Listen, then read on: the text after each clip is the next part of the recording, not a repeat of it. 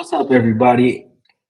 We are 2 days away from the live premiere of From on MGM, and I know you guys are excited. And I said to myself that I was going to do more live streams. So I went live last night and I went over just a bunch of my interviews from the cast. And if you've never seen the cast like talk outside their characters, I think that I had some really good interviews. I interviewed pretty much all the cast members except Harold. I'm still waiting on my Harold interview, but yeah, I talked to Elizabeth Moy most recently. She plays Tian Chen. I talked to Kenny. I talked to Sarah. I talked to Christy. I talked to Randall. Talked to Elgin. Talked to Donna. I talked to pretty much the whole cast and really got a chance to ask them questions about their characters, about what they think of the show from their interpretation, because they would, get direct information from the director, and I think we got some good insights. So today, I'm just going to kind of share my screen and go through some of my YouTube videos. And so I think I said this in my last stream. I've been doing lives on From for a while. And so I wanted to go back on some of my early theories and just talk about whether or not they still hold up, whether or not they came true. And we'll just put this information together. What's up, everybody? What's up, Allure Attraction? How's it going? What's up, Gothic Chick 4? How's it going? Thank you guys so much for joining the stream.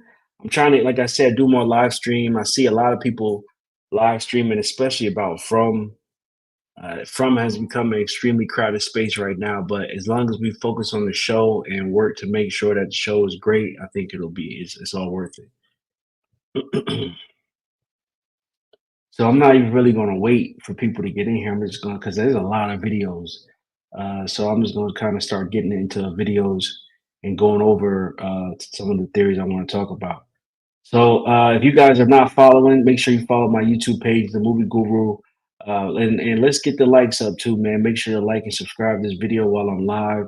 I know that helps with everything, and I'm just looking to, keep building my channel and looking to, kind of go to the next level with this YouTube stuff because I see it is possible.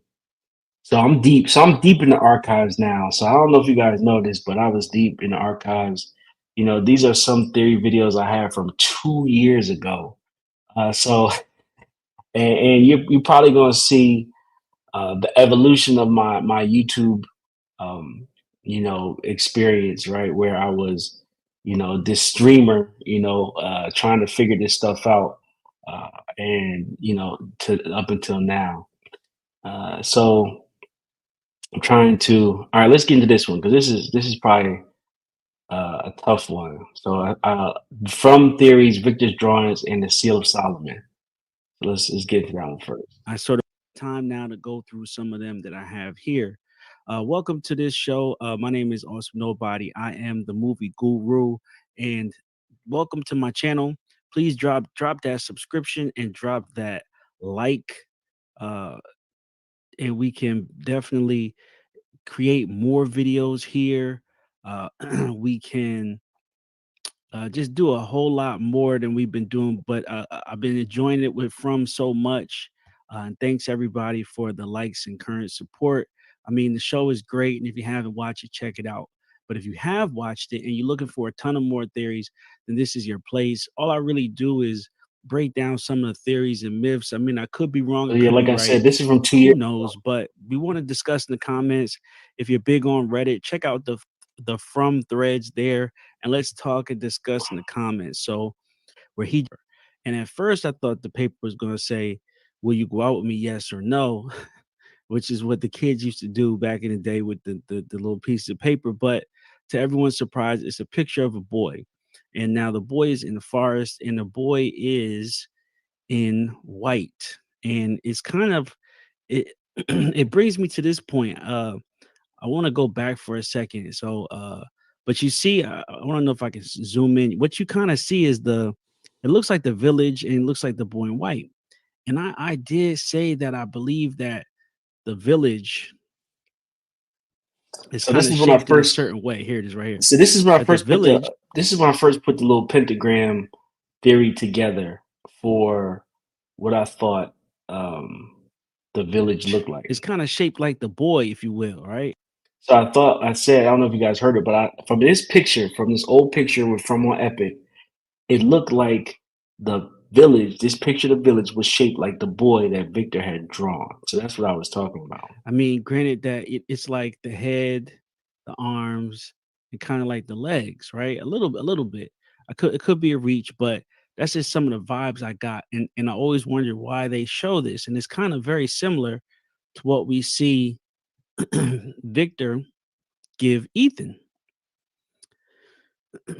And this is What do when y'all I think? believe I have to go back, but this is when I believe he tells him basically we have to solve the mystery and go on this adventure, and Ethan is 100% in. I got another picture here of Victor's room when Julia goes in there. And of course you guys can watch the scene, but I kind of wanted to just look in the background and see if there was anything that I kind of saw that I might not have seen the first time. Let me see if I can zoom in a little bit here.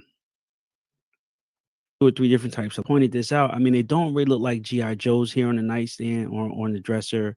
They don't look like chess pieces. They kind of look like to me, I mean, I'm going with the Nordic. They look like Vikings to some for some reason. Vikings or like soldiers or some sort of warriors that in a set. But who knows? Then going to the bed where we see Julia sitting, we see a tow truck, looks like a Corvette on top of a picnic basket. If we go over to the left into the table, we see the table. It looks like there's a license plate. And Looks so like I there's a realized I was she trying made to. a notebook out of like some I twine. had the picture blown up on my computer, but that screen wasn't shared when I did the live, so it's not going to come out right. But what I was trying to do was I was pretty much going around the room here, and I started on the right side and I worked my way over to the left of just analyzing the stuff in Victor's room. This is when I thought like Victor held the clue, right? But I think I said this on my last stream that I don't pay any attention to any of Victor's drawings, right? Because there's been so many of them, and there's been some coincidences, but I necessarily don't feel like Victor's drawings are the clue anymore. Like I used to think like the answer's in the drawings, right? But now I kind of know that the answer's not. So I kind of don't pay attention to Victor's drawings at all. But I wanted to see some of the other things I pointed out in these old videos. Supplies. It also looks like she has some peaches here. So this could be a reason why we know that there was no more peaches from Victor because he said, "Oh, we used to never run out of peaches." And then now it looks like Fatima and Victor have been working on the supply of peaches. Probably that's probably their only food supply. And so I guess it looks now second guess is now seeing the easel over here. It looks like she's been drawing self portraits or pictures of herself or others. So that's pretty cool. But I don't see anything else in here in this scene in the background. Here was just a scene of some of the additional villagers. I mean, tons of people that I don't recognize. Tons of people who like this lady with the blue pants. I mean, I have no idea. I've seen her walking around, but she doesn't necessarily have a role.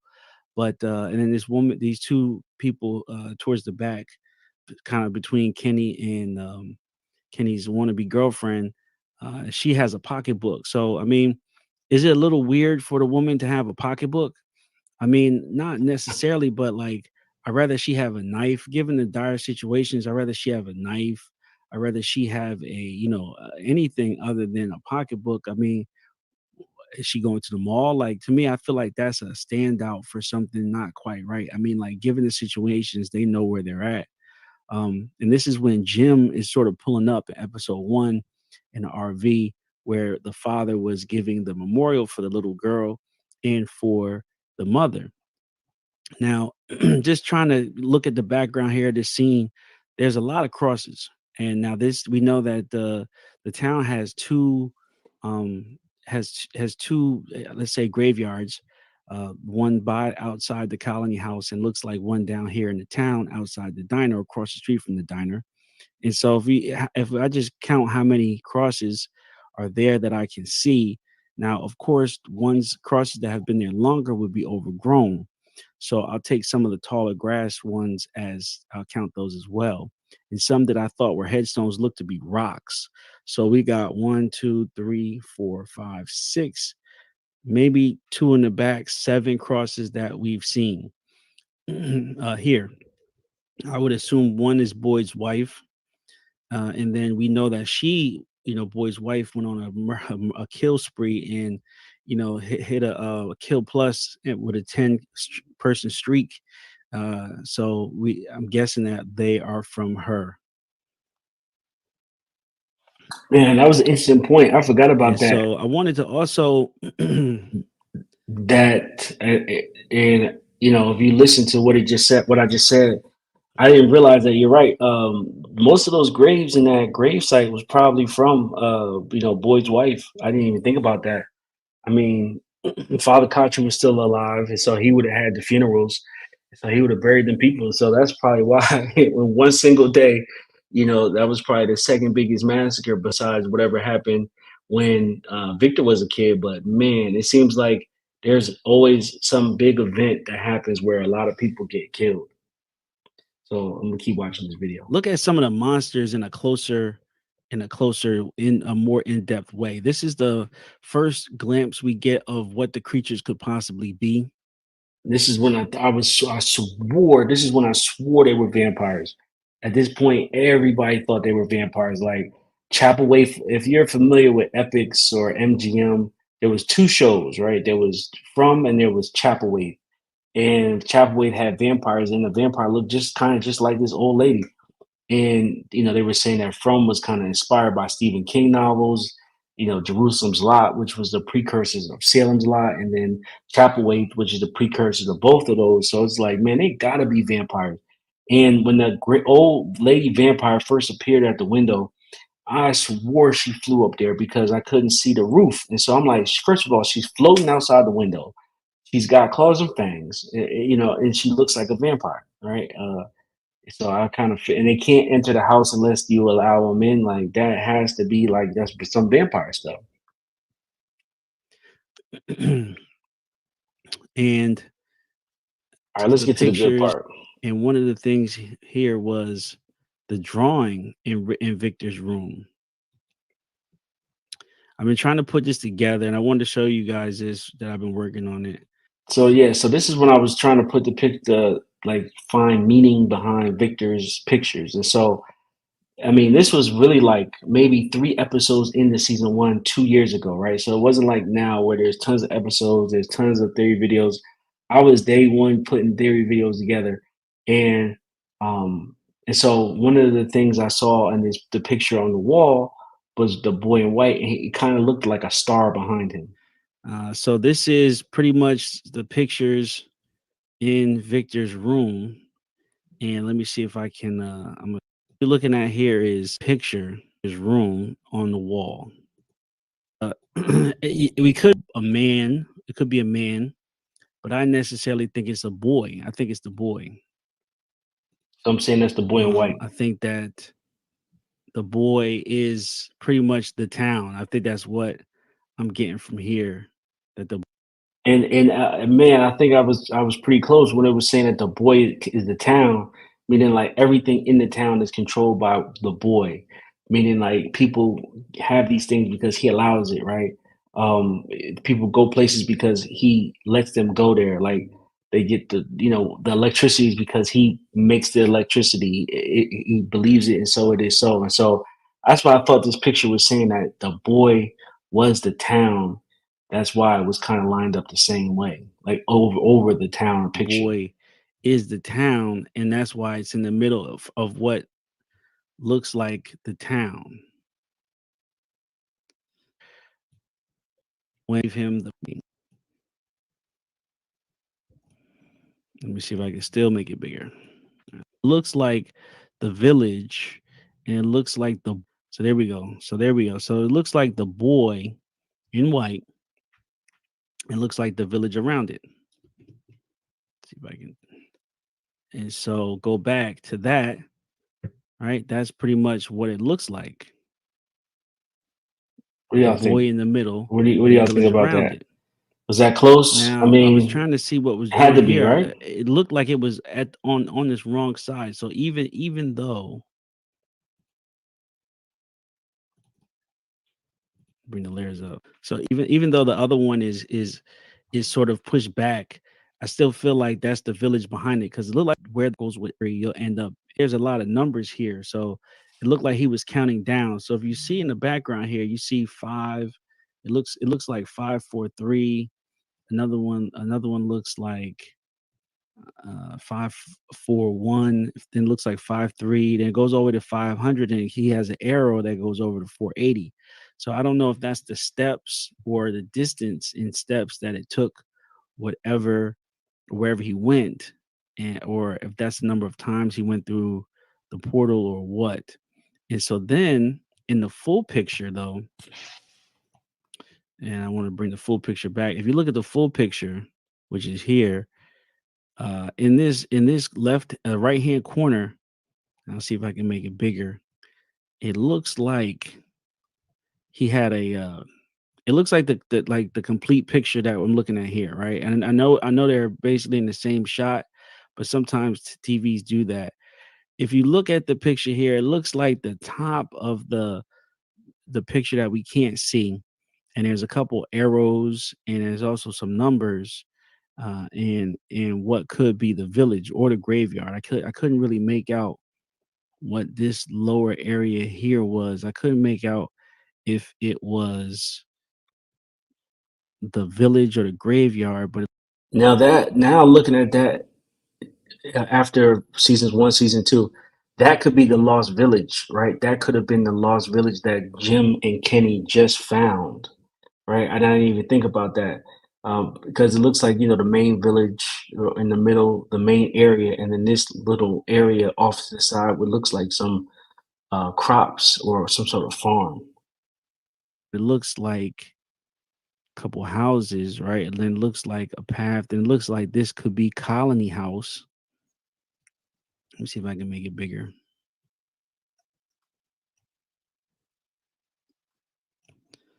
Yeah, so it looks like the village, the motel, the diner, then the road up to Colony House.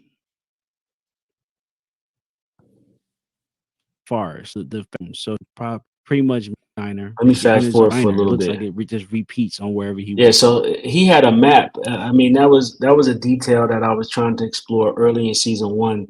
Victor had a map of pretty much the faraway trees. I always call them fast trees. And so he basically, we saw a scene with him and Ethan where he threw the rock into the faraway tree and it just, kind of dropped out behind him, and we haven't seen anything like that since, right? And so it is a little bit weird trying to figure out how those trees work, but it looks like he made some sort of sense of them. And so what I was trying to think was certain places where there's portals that take you to other certain places, which is And pretty so much what how it I did works. was I kind of put those two pictures together, right? He's these numbers turned it on his side. Maybe it goes with Yeah. yeah. And then I sort of wanted to outline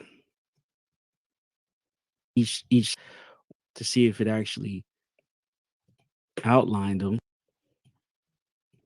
a shape.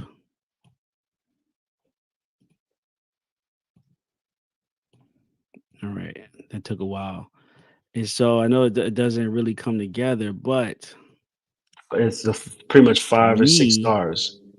it One, did two, sort of three, make a four, five, shape. six. I think one of my arrows might be a little bit off. Yeah, It made like a 5-star pentagram or something like I that. thought it kind of did pentagram stars, the 6 point. And so that's what this thing is. So it's a 6 point. I thought it kind of made a 6 point star here. If you look at where like sort of all the fast trees are, or you can tilt it a little bit to kind of make it align a little bit more, if you will. This might be a little bit better, but it's easier if you just kind of put it like this, give or take. So this is a rough estimate. So you put the two maps together, you kind of get some sort of star here. I probably have to move it up a little bit. Yeah. So if I move it up a little bit more, it gets it's more in a 1 for 1. So uh and so then I wanted to also edit image here, and I'm going might not work. Let's see if it works. Okay, it did not work. As far as the it's pretty much, and I wanted to look up and see, was there anything All right. Well, that was an early. So, what's up, everybody? I see some more people joining the chat, and so what's going on is I'm just going through some of my older videos to see if there's any information that I might have missed or can use with this upcoming season. Like I said, I've been reporting on From for about 2 years since it was on Epics, and so that was one of the earlier videos I had when I was pretty much trying to figure out. Um, there were ads at Penn Station. Oh wow, that's great. I was trying to figure out what was up with Victor's drawings, right? That's when it was like 2, 3 episodes out. And so really we only had a few scenes. And so I was really, really into trying to figure that out. So of course, started here on my page. If you guys are not following me, make sure you follow my Movie Guru page. I'm gonna be going live pretty much all this weekend, right? And then also get the likes up, man. Drop them likes if you guys are in the chat and if you guys are, following along with these some of these older theories. So these are my day one theories, and let's see. I wanted to find some that might have had some information.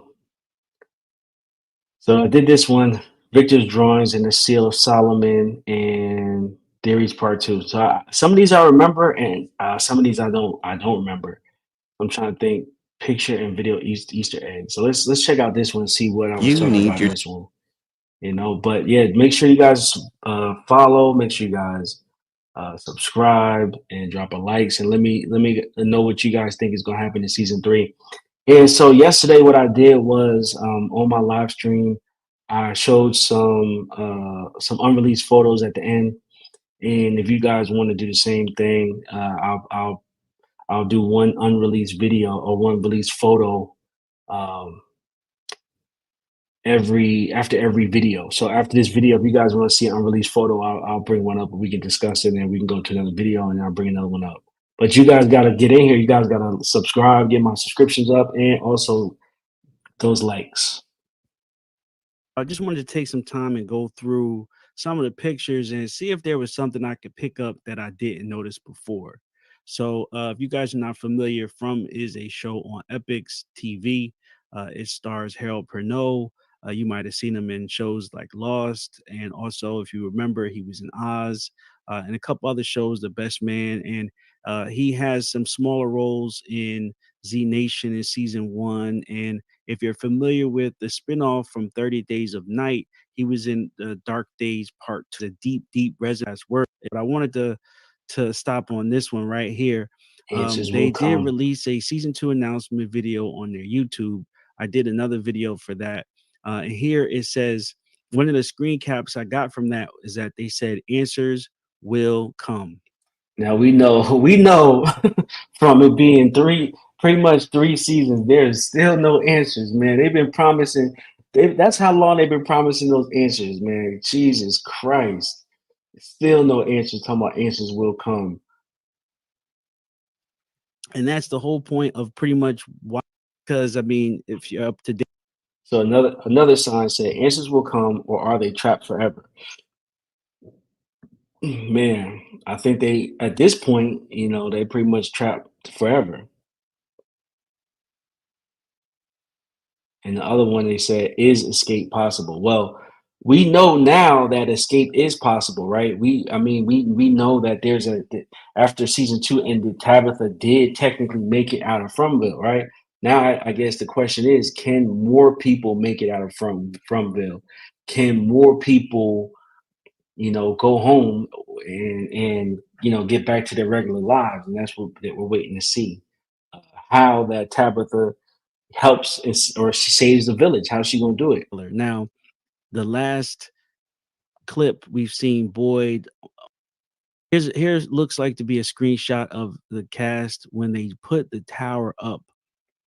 And we got Jim, the father here with pretty much his whole family minus Tabitha, his daughter Julie, and his son Ethan, I And I'll go through some of these kind of fast because some of these are just, regular images that we've seen. I might not need to sit and listen to each one, or see what I had. So, because I do remember at these points, these were just like some of the early screen, key art as they call it, from season one, that we've pretty much seen,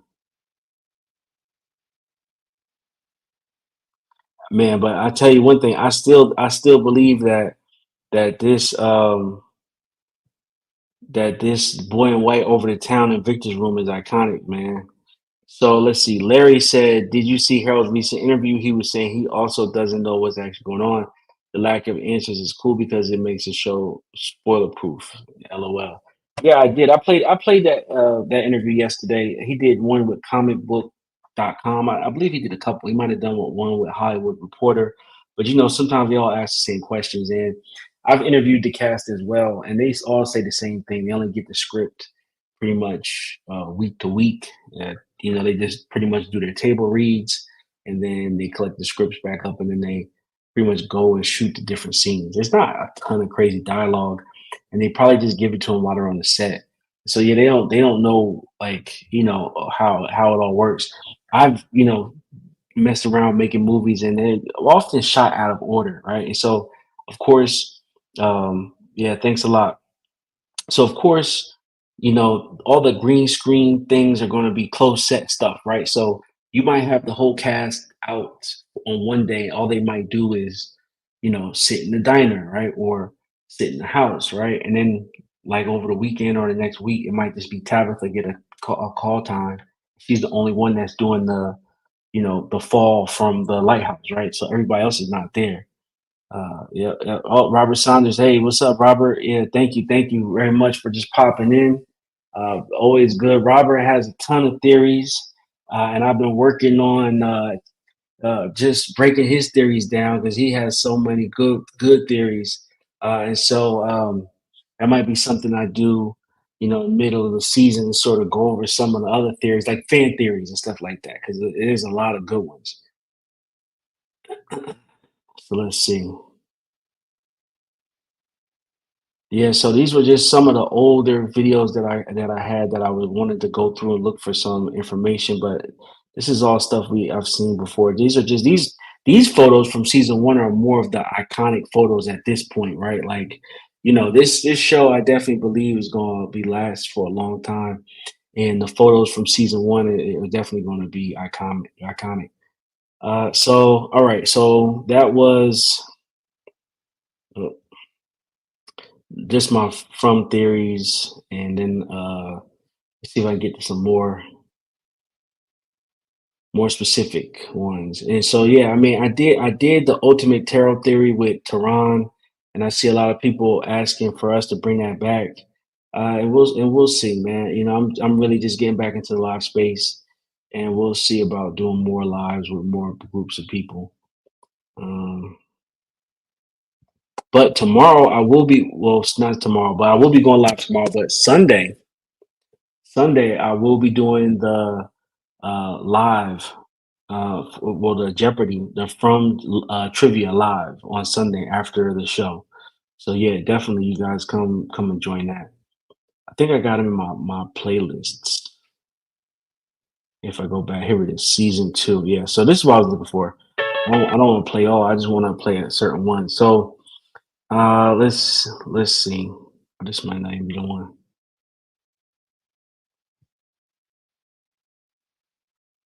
I'm looking for some of the specific ones I did. Oh, because I'm in the live. All right, I got the videos. All right, here we go. All right. So here we go. So let's do this one. Let's get into the top 10 unanswered mysteries of From.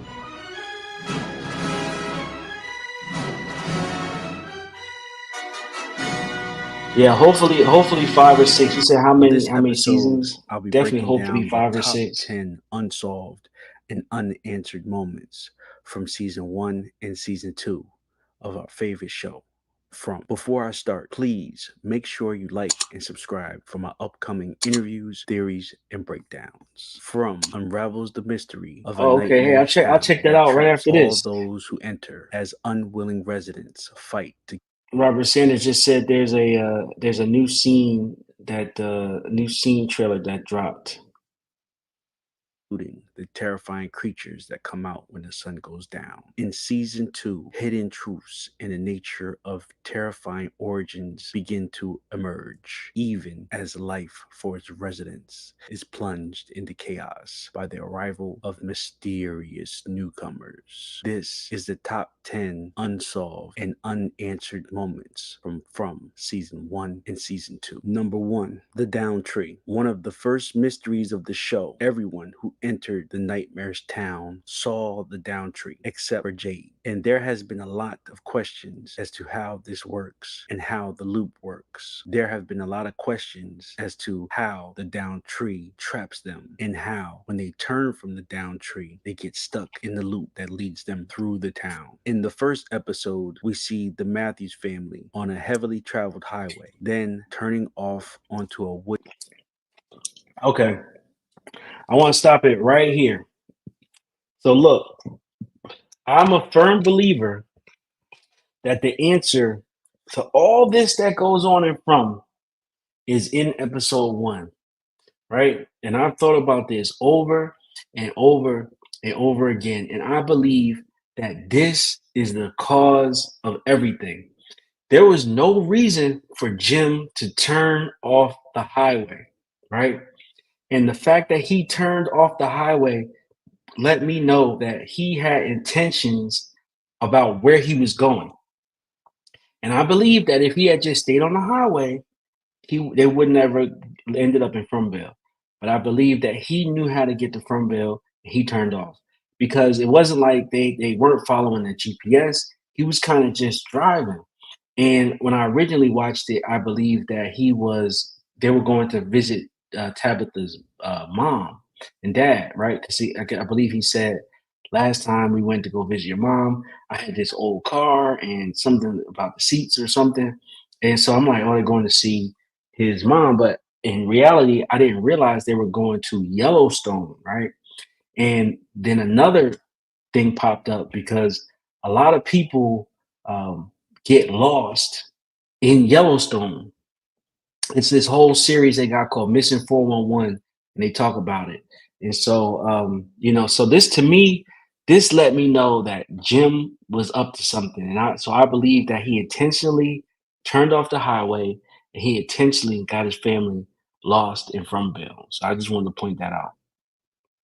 Wooded residential road. My question is, did Jim purposely turn off, or once they turned, were they already in Fromville? If they were already in Fromville, were they in the town once they saw? Now, this is a scene that's been coming up a lot. I've seen on Facebook. A lot of people think this is the scene because it has these train tracks right there, and I guess it kind of switches to a more of an aerial shot. And there was something else in the scene. They said a doll, but to me, it looked like the railroad crossing, right? So you'll see old railroad, you'll see it cross the street, and then usually you'll see those barriers that sort of come down when the train is crossing. And so I kind of figured wherever they were, it was a light that flashes. Yeah. So yeah. Hey, Larry, thank you very much for the super chat. And yeah, I definitely think Jim took him there on purpose. I think when he turned off the highway, I mean that was a key sign that they weren't supposed to go there. Yeah. So a lot of people have been talking about this train tracks, and but here's the thing: I don't think that they can get back to the train tracks, right? Because we all know that they say when you see the tree, it's too late, and they see the tree kind of they go across the tracks and then they see the tree and then they try to turn around, there was no tracks. So I think that the tracks are outside this bubble. And so listen, check this out, guys. I know I said that I would show you guys something after every video, but I really can't wait. So I'm going to show you guys something right now. So I'm trying to think where I put it at. So you guys ready? You guys are not ready for this. Uh,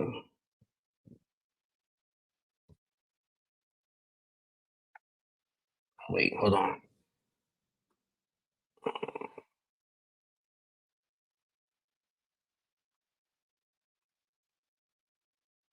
I gotta re-upload it. Sorry, I gotta re-upload it. But yeah, so there's pretty much been a lot of talk about how the whole loop works, and that's where I stopped at. And recently, I came across a pretty decent theory that somebody had on Facebook, and they said that one of the numbers in the houses was Fibonacci sequence, right? And I'm sure you guys know that the Fibonacci means loop, right? So pretty much if if uh if there has something to do with Fibonacci. So here it is, guys. So there's a new map. I don't know if you guys seen this. There's a new map, right? And this is kind of like the fishbowl map that Victor drew, and this just popped up. And so this is a new map. I have not seen this map before.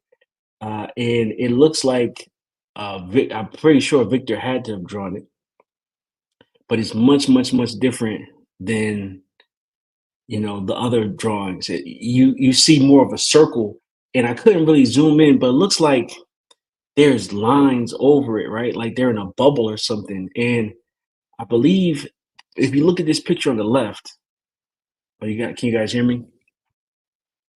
Let me lose volume. I turned it down for a second, and I don't know if you guys can hear me. Let me know in the chat if you guys can hear me okay.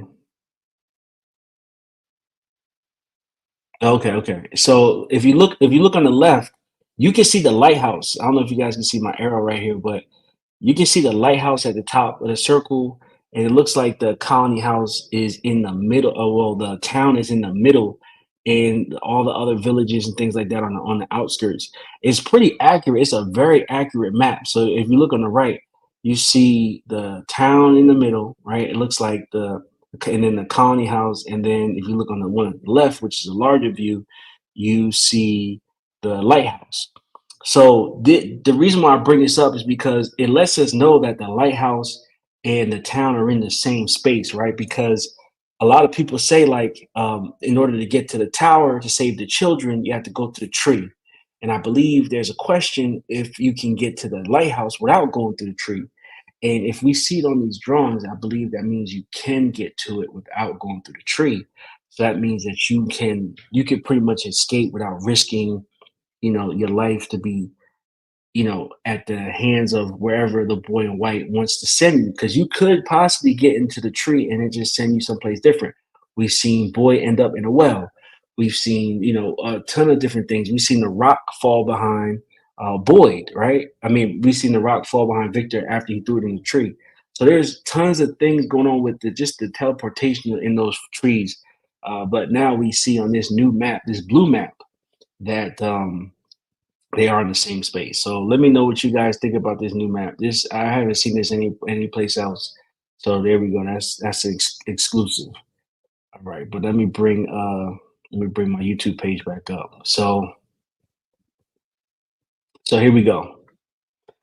All right. So like I said, I don't think that the tracks are in the same space. So if you look at that map I just showed you, it's pretty much a circle, it's a bubble, and this to me is outside the Tree, bubble. or is it when you see the tree, it's already too late? There's also questions and evidence that when you turn around after seeing the tree and enter the town, that's when you get caught in the loop. Questions have been raised on how the loop works. Is it supernatural? Is it magic? Or is it a dream? The ravens. The raven has been a symbol on the show since episode 1, when they flock a mass of unkindness at the Matthews family by the downed tree. There have been subtle nods to them throughout the series, shown as drawings, trailers, and on the clothes of the cast. In an early episode, we saw a rat eating a raven in a cave. When a raven is eating, it signals of death or misfortune, but they can also indicate a change and reversely good fortune. Many times, ravens bring the message of transformation and opportunity. When you see an image of a raven eating, mostly a dead animal, it is often associated with death and bad omens. But in this reverse scenario, when you see the rat eating the raven, it's symbolizing a turn of the tides and that they are the ones often eating the rats. We see Father Khatri outside the church. His one side day, one side night, with a single raven on the one side. This is also an indication of how much the ravens are built into the show. Yeah, now this was always a big point for me. I mean, Father Khatri's Shaw, right? And to me, this had just had too much connection with the talisman, right? Because you've got the two symbols pretty much mirror images of each other, and then you got one side which looks like the sun, and one side looks like the night. And then the fact that he had the shawl pretty much mimicking it perfectly just let me know that it was not a coincidence, right? It was not a coincidence. And so, reason why I bring that up is because I've been saying this for a while. Somebody on this show is doing some lying. Somebody's lying. And I think it could be a couple of people who are lying. And I believe that Father Khatri is one of them. I know y'all don't want to hear that. I believe that Father Khatri is one of them. I mean, and then the other one I think is lying is Donna. And the reason why I think he's lying is this right here. Why does he have this, right? Why does he have this shawl that matches the talisman perfect, right? And then why is every like sermon he gives out, right? Kind of now that's just a good preacher. I've been to church, I've heard the word, and it resonated to people from all walks of life, right? And it always makes it sound like the preacher knows what they were doing this that week before, and he's putting these sermons together based on the situations they're going through. But still does not make sense that he's this matchy with the talismans, right? Even with the Raven on there, nah, that's too much. I mean, kudos to the designer and the person who makes the clothes for the show. I think this is a very nice touch, but we're in the business of finding out the mysteries and stuff, and this is too much of a telltale that something's going on. Vanessa, I agree. Donna is definitely playing both sides. And so it was three of them, right? I say, pre Boyd and after Boyd. So I'm less suspicious about people that came after Boyd and more suspicious about people who were before Boyd, right? Yeah. So Tilly definitely is more sus, though. Yeah, she is very sus. But here's the thing. Donna and Boyd Donna and Father Country ran up on Boyd and his family together, right? And what was the first thing Abby did when she saw Father Khatri? Pulled a pistol on him, right? Even though he had his cloth on, right? Even though he had his collar on, even though he came in a defensive stance with his hands up, right? A neutral stance. She still pulled the gun out. Now she knows that I believe that Abby knew that this town was something else, right? And she might have even known where they were going. And she might have even told him to turn off here, just like how Jim knew to turn off the highway. And so Father Khatri to me really who knows when he could have got there, who knows who he could have been working for, right? I mean, only thing we know about him is that he killed somebody, right? And he says it went this way in defense of someone else, but it could have been a whole different situation. We don't know. And I did do some references to this movie called Cube. Yeah, I don't know if you guys have seen like Cube 1, 2, and 3, where they were putting prisoners in this like pretty much prison, and they were seeing if they could escape this pretty much a maze. And we see that here too, right? Like these people are pretty much trapped in this town, and the goal is to get out. So yeah, there's a lot of stuff going on here. But this to me, this was a dead giveaway that Father Kachu was up to something. We also see Elgin step off the bus wearing a shirt with a raven. Yeah, so that was also a big giveaway. And I gotta let me say Built it. into the No. show. We also see Elgin. And so I talked to Elgin, right? And I asked him, I said, I talked to him about clothes. I talked to him, about his shirt. I said, that shirt that you wear on the show, I was like, did you choose that, or how did you get it? And he told me, Elgin said that Jack Bender, the director, purposely gave him that shirt and created that shirt for his character, right? So that lets you know that there's a few important characters on this show that have significance in not only their actions but the way they dress and the way they look. So Father Khatri being one, Elgin being one. And so if they're slowly integrating these ops, if you will, into the town, I mean, I would say Father Country, I would say Donna, I would say Elgin, and possibly Tilly, right? These people are not who they seem, and I believe are the ones that control most of the line, right? We've seen Tilly come into town and more obviously mislead and try to manipulate and spread information, misinformation. Sorry. We've seen Elgin kind of do the same thing. First thing when he came to the town, what did he say? Where is the water? Right. And that I felt like that was really weird because if you were, depending on where you were going, you might have been landlocked. Right. And so he doesn't really seem like a salt life guy. Right. I mean, it's all this type of stuff. And then, Father Katri, same thing. And then Donna, still trying to figure out her backstory. But I've been trying to follow this rule that if two or more people confirm somebody's arrival, and that kind of removes suspicion from them.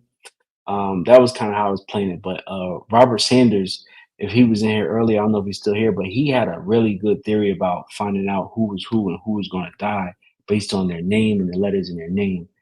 And I believe he had a whole list of people that had a certain amount of letters that added up to pretty much death, right? So there's a lot going on with this show. Step off the bus wearing a shirt with a raven. The creatures, are they humans? Are they monsters? Why do they only come out at night? Why do they sleep in their creature form? Are they playing a game? What is the game? What are the rules to this game? And most importantly, who created this game? There has been speculation that some of the creatures. Okay, so this picture, I mean, caused a lot of conversations, early on. Pretty much this woman on the right here looked a lot like Donna's sister. I mean, it is kind of uncanny, especially in an HD shot like this. They're not necessarily dressed the same, and the hair looks to be similar, but not. The woman on the right's hair looks to be a lot longer. Then the guy with this hat, he looks a lot like Father Katri. And then you see this pregnant bride lady, and you see this boy here. And of course, the scene that stuck out the most here was when the boy called Julie's name. And this is before we kind of knew that this place was being controlled by an all-knowing entity. And so nobody could figure out how the boy knew Julie's name if they had just arrived. Now, knowing that this place can see all and hear all and know all, and so it knows what everybody's thinking. I believe that the way it knew who Julie was because it read her mind and literally became the boy of her dreams. And so, because we know that dreams play a big part in the show, especially in season two. And she said, Julie, don't you recognize me? And the reason why she would recognize him is because he looked like the boy of her dreams. That's the only thing I could think of. And I do believe that this woman looks similar to Donna's sister, but is not Donna's sister and all that type of stuff. So that's really what I thought. The other thing that we've been trying to figure out is what is up with this picture and why the corner is torn. Now we see the fold line in the middle. So that's legit. So usually when people have a photo that they want to keep close to them, they put it in their wallet, they fold it, put it in their pocket. So I believe it is a photo that she kept around with her because of the fold line in the middle. And but nobody can really figure out why it is ripped in the corner. If it was, I could see if it been kind of folded under or bent, but I don't understand why it would be ripped, especially kind of rough like that. So we think that there's something going on. The only thing that could be in that corner could be um, a watermark. It could be a pretty much a sign, right, that lets them know that Donna and her sister were not out where she said they were, because Donna being pretty much the first person in the town, she can pretty much tell everybody anything she wants, right? Because nobody was there to witness her. So that's why I'm suspicious of Donna. It's kind of just, happenstance, like who smelt it, dealt it, right? Like that's kind of how it works. She's the first one there. So she had the opportunity to play ultimate politics and tell anybody whatever she wanted. So Robert Saunders kind of tuned in here on his mystery. He said his theory is exactly 12 characters have exactly 11 letters in their name, and 22 characters double letters in their name. Donna, Ellis, Abby, and the Matthews. Okay, yeah, okay. Wow, that's man, that's a deep one. That's a real deep one. Uh, the power is a mystery. Yes, it is. Her sister's story doesn't vibe. It doesn't, and she's lying. She's lying, right? Because she's not as emotional as I believe she would be, right? You see how emotional the Matthews family is about their son Thomas, right? And her sister, if y'all was that close, she would have been torn apart by watching her sister get torn apart. Yeah. Well, yes. Yes, Victor was predates Donna. I was just saying she's technically the first person in whatever new group that came, right? I said before Boyd and after Boyd. So I believe there was three people that we know of before Boyd, which was Donna, Father Kotri, and Dale, right? When they hit on the ground, and then of course Victor was there somewhere, and then it was everybody else. So that's all I'm saying. Okay, okay. Let's keep it going. Yeah, so thanks everybody for tuning in to this stream. Like I said real quick, I did a stream last night where I was just going over interviews, and now I'm going into some of my day one theories that I had when I first started watching the series when it was on Epics. And so these are some of the theories that I had, and I'm just going over to see if any information from them kind of gives us some answers to what's going on now, possibly season three. Okay, so let's see. Are related to some of the townspeople and colony house members were running to the colony house. Yeah, so I might just fast forward a little bit instead of watching the whole thing. So yeah, I mean, so this was of course Father Kotri, and this was I believe the credits listed this creature as newsman, right? So I mean, but there have been shows where people have played double characters, right? I mean, we've seen that happen, and there are some continuity errors, right? That we've seen on the show, and I believe somebody said what about the power lines that appeared and disappear? I mean, I just think that back then in season one and early season two, they just had continuity issues, right? Season three looks a lot more uh, high budget than season one and season two. I think they weren't sure they were going to be around that long, and they were kind of rushing some things, and I think they messed up a little bit. That's all. But it just adds to the mystery. It makes us, theorize even more. So let's see what else I got here. Oh yeah, so this guy.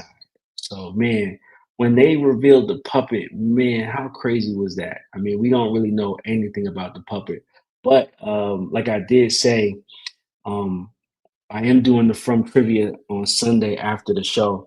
And so I want to ask you guys here, and you guys can just say it in the chat. Who knows what the puppet's name is?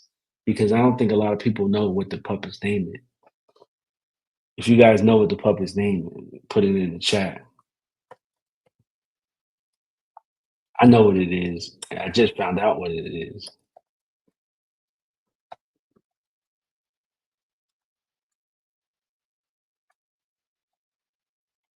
Does anybody? I'm checking the chats.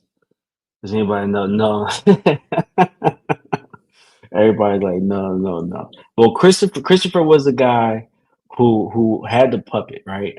He's the one who was, I guess, the puppet master, if you want to call it.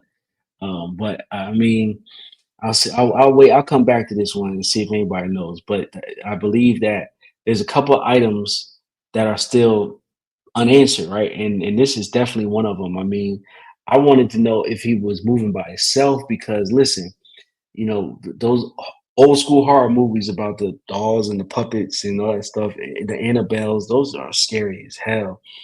Yeah, especially with Annabelle being real. So you add a puppet onto the show for literally no reason to have him moving all over the place. I mean, that's terrifying.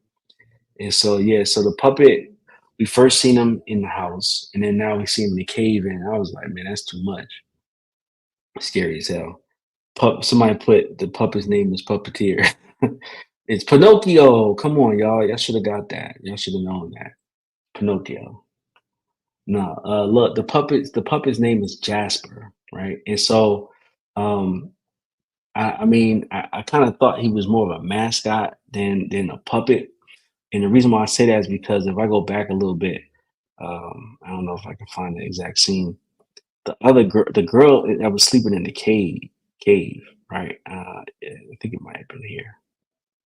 No, I haven't. But the girl that was the one of the girl that's the creature, she had a J on her sweater, and I didn't know I could be Dream Varsity, but I thought it might be Jasper, right? And I'm like, man, is he connected somehow to something else? And here he is. Here's Christopher right here.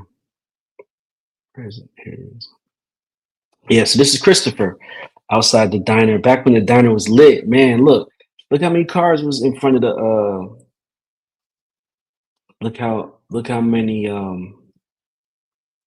cars was parked in front of the diner. The diner was popping, but this was Christopher, and at this time we only knew him as a funny guy, right? And then we see Victor in the background, and this is where the theories sort of came up that Christopher could possibly be um, Victor's father, and that's what we were kind of thinking about. But now, fast forward, we possibly know who Victor's father is, which is the new guy, Henry. So let's see, and man, how creepy is that? I mean, so the same image, same stance is the same way we see uh, Christopher from the first time we see him, right? I mean, he's looking exactly like the picture, right? I mean, and that's got to be a clue to why we know he's not real, right? Why we know he's not real. Can't find it now. So yeah, so we see him just like that, and then we see him just like that. But I don't think. Well, we know he's not real. We know. Yeah, it was pop. The diner was popping. We see him in the vision that appears to Jade, and then of course he pulls the symbol out. And so I want to talk about the symbol for a second because I think, like I said, I'm not a believer of the drawings anymore, and but I do believe they show things because it's important, right? And based off, I believe it's Chekhov's gun. If they hint at something, they have to at least show it later. And so they were showing this symbol, and then they showed us an underground scene with Jade. They saw the Ankui kids, and then he looked up and he saw the trees. And so I believe at that point there is no symbol, right? And I believe that we all have come to call this symbol. We've come to believe it to be a symbol, but it's not. It's the trees, right? And I believe that's what we have to define it as. So what he drew was, I believe, what the children showed him from their perspective. Like the children were laying on their back looking up, and so they're projecting this image to them, right? And so they're seeing the same projections as the kids saw. So it's the trees, not a symbol. That's what I think. All right. So what else we got here? But obsessive, and I guess I don't know why it would be so obsessive, right? I mean, but this is like, I'm guessing that this is a technique too, and so I'd always realize that this is a spell, right? And so there's certain techniques that have to come about. Vanessa said, I believe Abby was going through the same thing Christopher did, but Boyd stopped her. Yeah. Well, Abby did the same thing Christopher did. Abby went crazy. And so, if you guys are familiar with a video game called Dead Space, right? Dead Space is the only thing that I would know I could compare that's close to this, right? Where there was a symbol, it infected the minds of the people, and then it caused them to go insane, right? And pretty much commit mass murder. And so that's the only thing I could think of what happened. And the same thing with the kids. The kids saw the symbol, projected it to the mind of the people, and they all went crazy and killed themselves over this symbol because they couldn't conceptualize what it was. That's the only thing I can think of.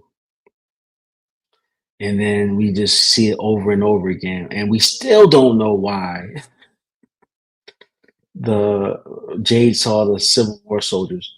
But when I saw the symbol on the tree, I realized it was a tree, right? I realized that it was a tree. I'm starting to realize the show is very literal, right? I mean, I definitely have been led on in my past to believe this show has been super deep, and it is very deep, right? But there's times when the show is what you see is what you get, and for us to be trying to figure out what the symbol is, and for the symbol to be on the tree, pretty much labeling it the symbol to a tree is as obvious as it can get now. Looking back on, what they say, Jeremy Ice and Fire is which is about to start kidding. Hey, thanks a lot, Robert Saunders. And so let's see. So yeah, so this is symbol. I mean, it popped up all over the place. It popped up. It popped up. You know, and so same thing. This was the cave paintings, and you see 1, 2, 3, 4, 5, 6, 7. 1, 2, 3, 4, 5, 6, 7. You see 7 stone tablets, except not really in a circle, and you see the vantage point up at the top. Now there was way too many people here, right? It was what if you look at these white figures, it's 1, 2, 3, 4, 5, 6, 7, 8, 9, 10. There's 10, and there was only I believe 7 uh, on the table. So there's 3 extra. I don't know who the 3 extra would be, could be, and then I don't know who these other 2 would be. So I think we were talking about it possibly escaped. Like the 2 people are like made it out of the hole, the cave, and are escaping.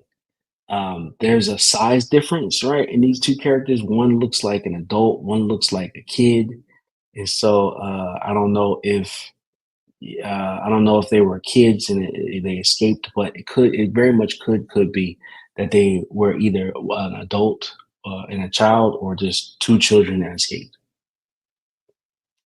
Let's see. And so this to me now, seeing the crops in the small shack, this looks like the lost village that we are now getting to in season 3, right? Like kind of like the trees, and I think now, and it could possibly be these red figures are those totems that we saw in at the Lost Village in season 2, right? Because think about it, if it's Jim and Kenny walking through the forest, and these are obviously the pine trees, they come through those totems, and then totems were kind of around the village and next to the house, and then there was the crops, right, that they found. So I mean, I believe that we're getting someplace that we're probably getting to a point where it's all going to be connected, and it's all going to make sense, but they're just taking their sweet time about it. And then it looks like if you go through the village, you escape, right? And we don't see a lighthouse here, and we do see this symbol, and if you guys look at the lower right of this picture, there's another symbol down here that we really can't see what it is, right? We can't really see what it is in that lower right, but this is like could be the Ori Borealis symbol, or it could be the snake that eats its tail, Ouroboros, I believe it is, or it could be an infinity sign. It could be a whole bunch of different things now, or it could be going to the loop, and it also could go into the Fibonacci. So there's a ton of different, things that this could be, it could symbolize, it could mean. Now I was trying to put together the differences with the symbol and the talisman, and this is why I was saying how it's sort of that mirror image of the figure, and it's the sun over here, the light in the trees. Now, the mirror image comes from, if you look at the opening credits or ending credits or any type of from signage, they always show the forest upside down, right? They always show the forest upside down. And so that's supposed to be the mirror image, right? And I don't know if it's the mirror like horizontally or vertically, but I'm starting to believe that the mirror image could be uh, vertically, right? So half of this person, right, one leg, then half of the other one, and just the night and or the moon, and half of the tree. So it's a mirror image, but we still don't know. So if you guys got any thoughts on how this stuff could be connected, I definitely would like to go over some of it. And let's see, and then we get to the good stuff. So of course, Tian Chin, a humble chef for the village, cooking on a low flame. But in this scene, I was paying attention to the board back here, and I don't know if a lot of people have really realized just what the board says, right? Um, I believe it says, "And saying the tunes without the words, and never stops at all. Forever is composed of now," right? And I believe that is uh, the poem from Emily Dickinson.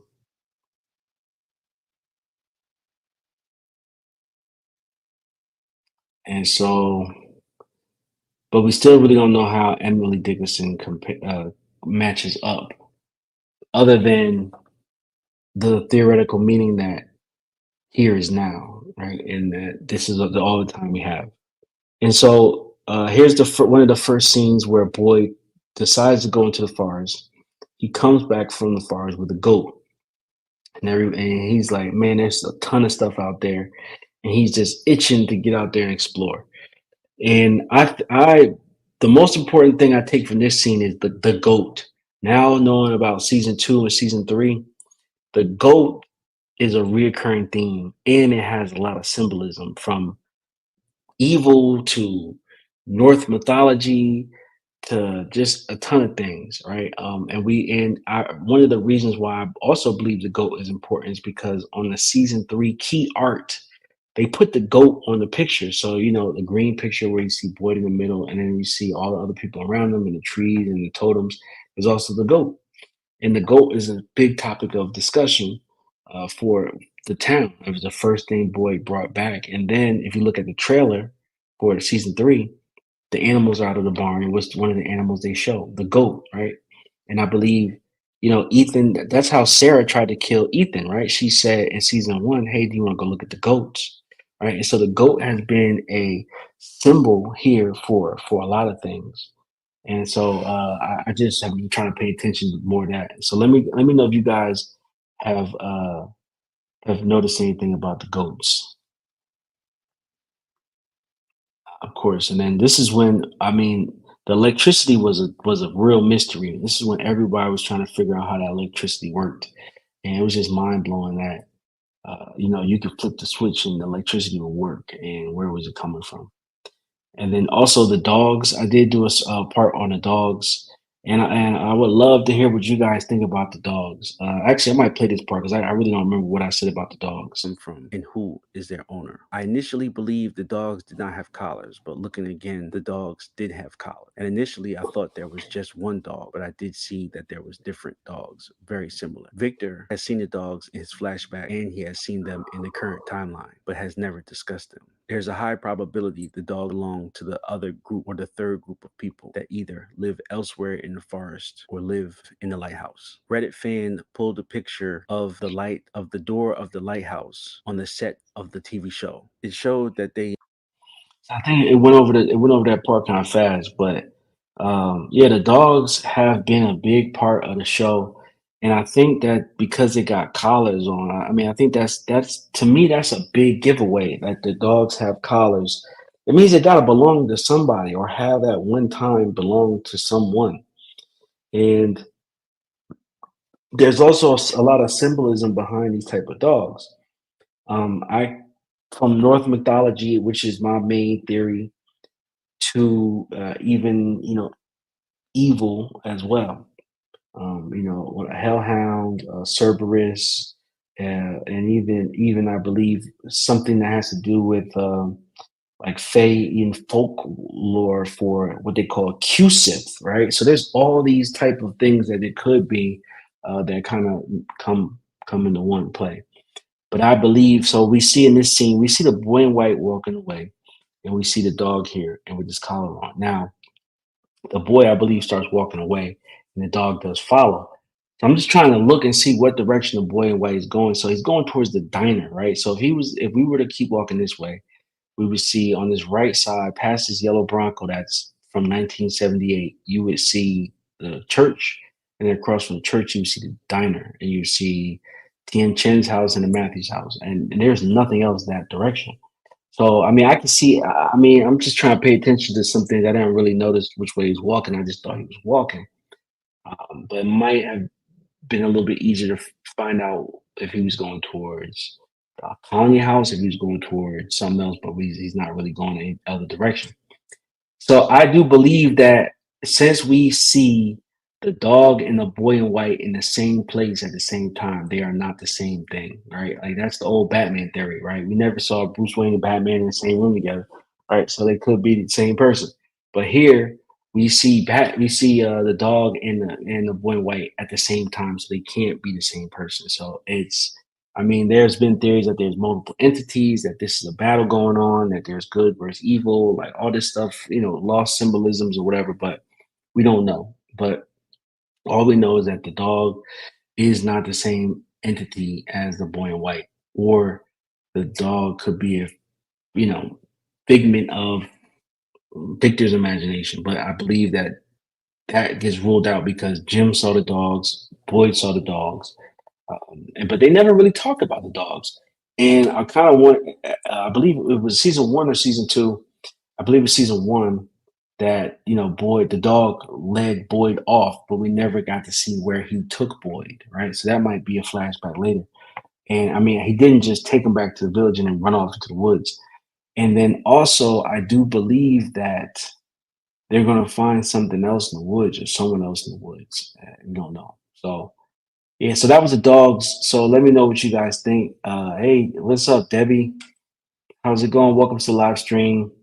What we're doing is just going over some of my early theory videos and just seeing if there's any details that we might have missed or some things that might make sense for season three. We'd definitely love to know what your take is on these. We're sitting over here talking about the dogs at this point, and was just going over the fact that there's multiple dogs and they have collars. And the fact that we've seen the dog and the boy in white in the same place in the same scene, they can't be the same thing. But we don't know what either of them are. All we have is that Sarah said that she doesn't think that was a boy, referring to the boy in white. Okay, so the ghoulish kids, right? I mean, there's a lot to go into here, right? Are they a vision? Are they real? Were they once real? Are they even kids? Like, what's going on with the symbol? What's going on with the way they're dressing? All these things. Um, and there's only certain people that see the kids, right? So I try to pay attention to who's seeing the kids. So Tabitha sees the kids, and Jade sees the kids, right? And they haven't seen them together. It's always been separate, and they've both been around other people, and they haven't seen those other people that's with them have not seen the kids. Only them. Tabitha has not seen a symbol other than the drawings that Jade has drawn, and I also believe that uh, Jade has only seen the kids once, but Tabitha has kind of been stalked by them, right? And they keep saying Ankui, right? So we call them the Ankui kids. But there's a difference in the kids, right? There's ghoulish kids, and then there's like ghastly kids, right? It's different. So the ghastly kids are the ones that approached Tabitha outside the barn, where the ghoulish kids are here, the ones that they approached them in the forest. Now, from this scene, I thought it was always interesting how the entrance to the cave has water dripping. So you guys see that? So it's got water dripping over the cave. And the reason why I think it's so interesting is because if you go into the North mythos, and if you believe that theory, and if you get into something like the Celtic and the Fae cannot cross running water. So the fact that the creatures are in the cave, and somebody was saying like, man, why didn't the creatures chase Victor and Tabitha out the cave? But there was water right at the beginning of the entrance of the cave, and so the Fae can't cross running water, right? So that's what I believe. So I don't know how to get out the cave, but they don't use that way apparently. Some people were saying like, why don't they just block it out? Why don't they just blow it up? Why don't they just do a whole bunch of stuff to the cave? But it doesn't matter because they can't get out that way anyway. They come out a different way. And so yeah, we don't know anything about these kids. What's going on, Bitey? Hey, welcome to the chat. Welcome to the chat. Love to know your theories if you guys got any on the Ghoulish kids. It is a lot going on with them, and I believe we're going to see a lot of them in season three. Are they connected to the boy in white? Are they the enemies of the boy in white? And how many of them are they, right? So I think we see one, two, three, four, and I believe there's two. The brother and sister, they always hold their hands, so that would be six. and I believe there's one more in this. So I think there's seven of them, right? Because there's also seven sacrificial stones.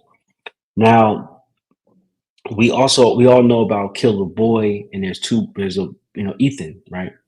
And everybody thought that the Kill the Boy that came up on Sarah's arm was in reference to Ethan, but I believe that the entity looks at all these people the same way, and I believe that when they said to kill a boy, they were talking about Victor because Victor was once the only boy in town, and so I think that there's a total of eight, or nine, depending on if you count Ethan and um, Victor. And Gab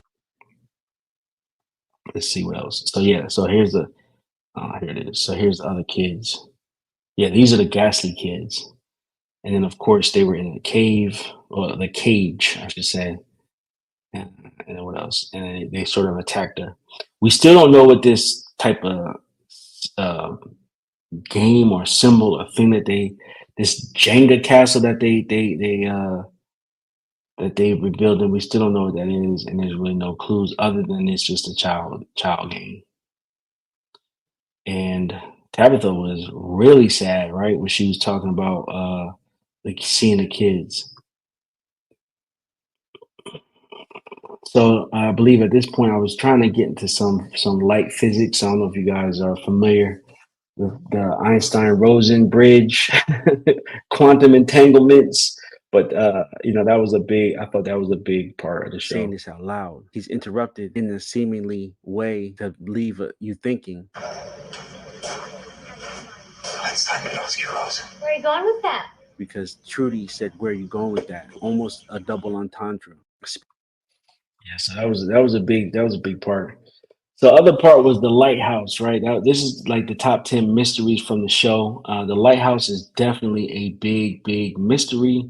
But I just showed you guys on the last part that there is a map, and the map has the lighthouse on it. So that means that you can get to the lighthouse without having to go through the fast tree, I believe is what they call them. So this is apparently looking at it from this way. Tabitha climbed the steps, gets to the top of the lighthouse, and then gets pushed out. So let's say this is she falling to the edge, and somehow she fell out of Fromville, and she ended up somewhere, right? And physically impossible, but in this type of I don't know what you can call it, magical place, magical realm. This was the only way, and she was found 3 days later by a hiker in the hospital. And so my question now is turning into if somebody else was to do the same thing, would they end up out of the town? I don't think so. We've seen the town react to multiple things that the people have done, right? I mean, look at the new trailer. Boyd was alone in the forest, and he said that this place can't break me, right? The town heard the yeah, I guess the town, the village heard him and pretty much tried to break him. And then, there was New Julie's name and just a whole bunch of other things. And so we know this town knows things. And so I don't think the town is going to let anybody else go through that tree and escape the way Tabitha did. I think that was a one shot, right? Yeah, yeah. Oh, look. And so what's up, PM? PM said the way she said, "Where are you going with that?" was very eerie, like the entity wanted to make sure she doesn't go there. Yeah, exactly. Like kind of interrupted his thought or placed her in the way of him. I mean, that's why I think a lot of these people are NPCs, right? And if you guys don't know, NPC, it means a non-playable character. So that means like if you play Grand Theft Auto or any other game, people are there kind of just walking in circles and on a loop, right? Doing the same thing over and over again. And I mean, the town gives you vibes of NPCs because there's other people you see and you never hear from. They're not main characters. They're total background characters who don't do anything except for maybe one or two people. But yeah, so yeah, he was trying to figure out how this whole thing worked.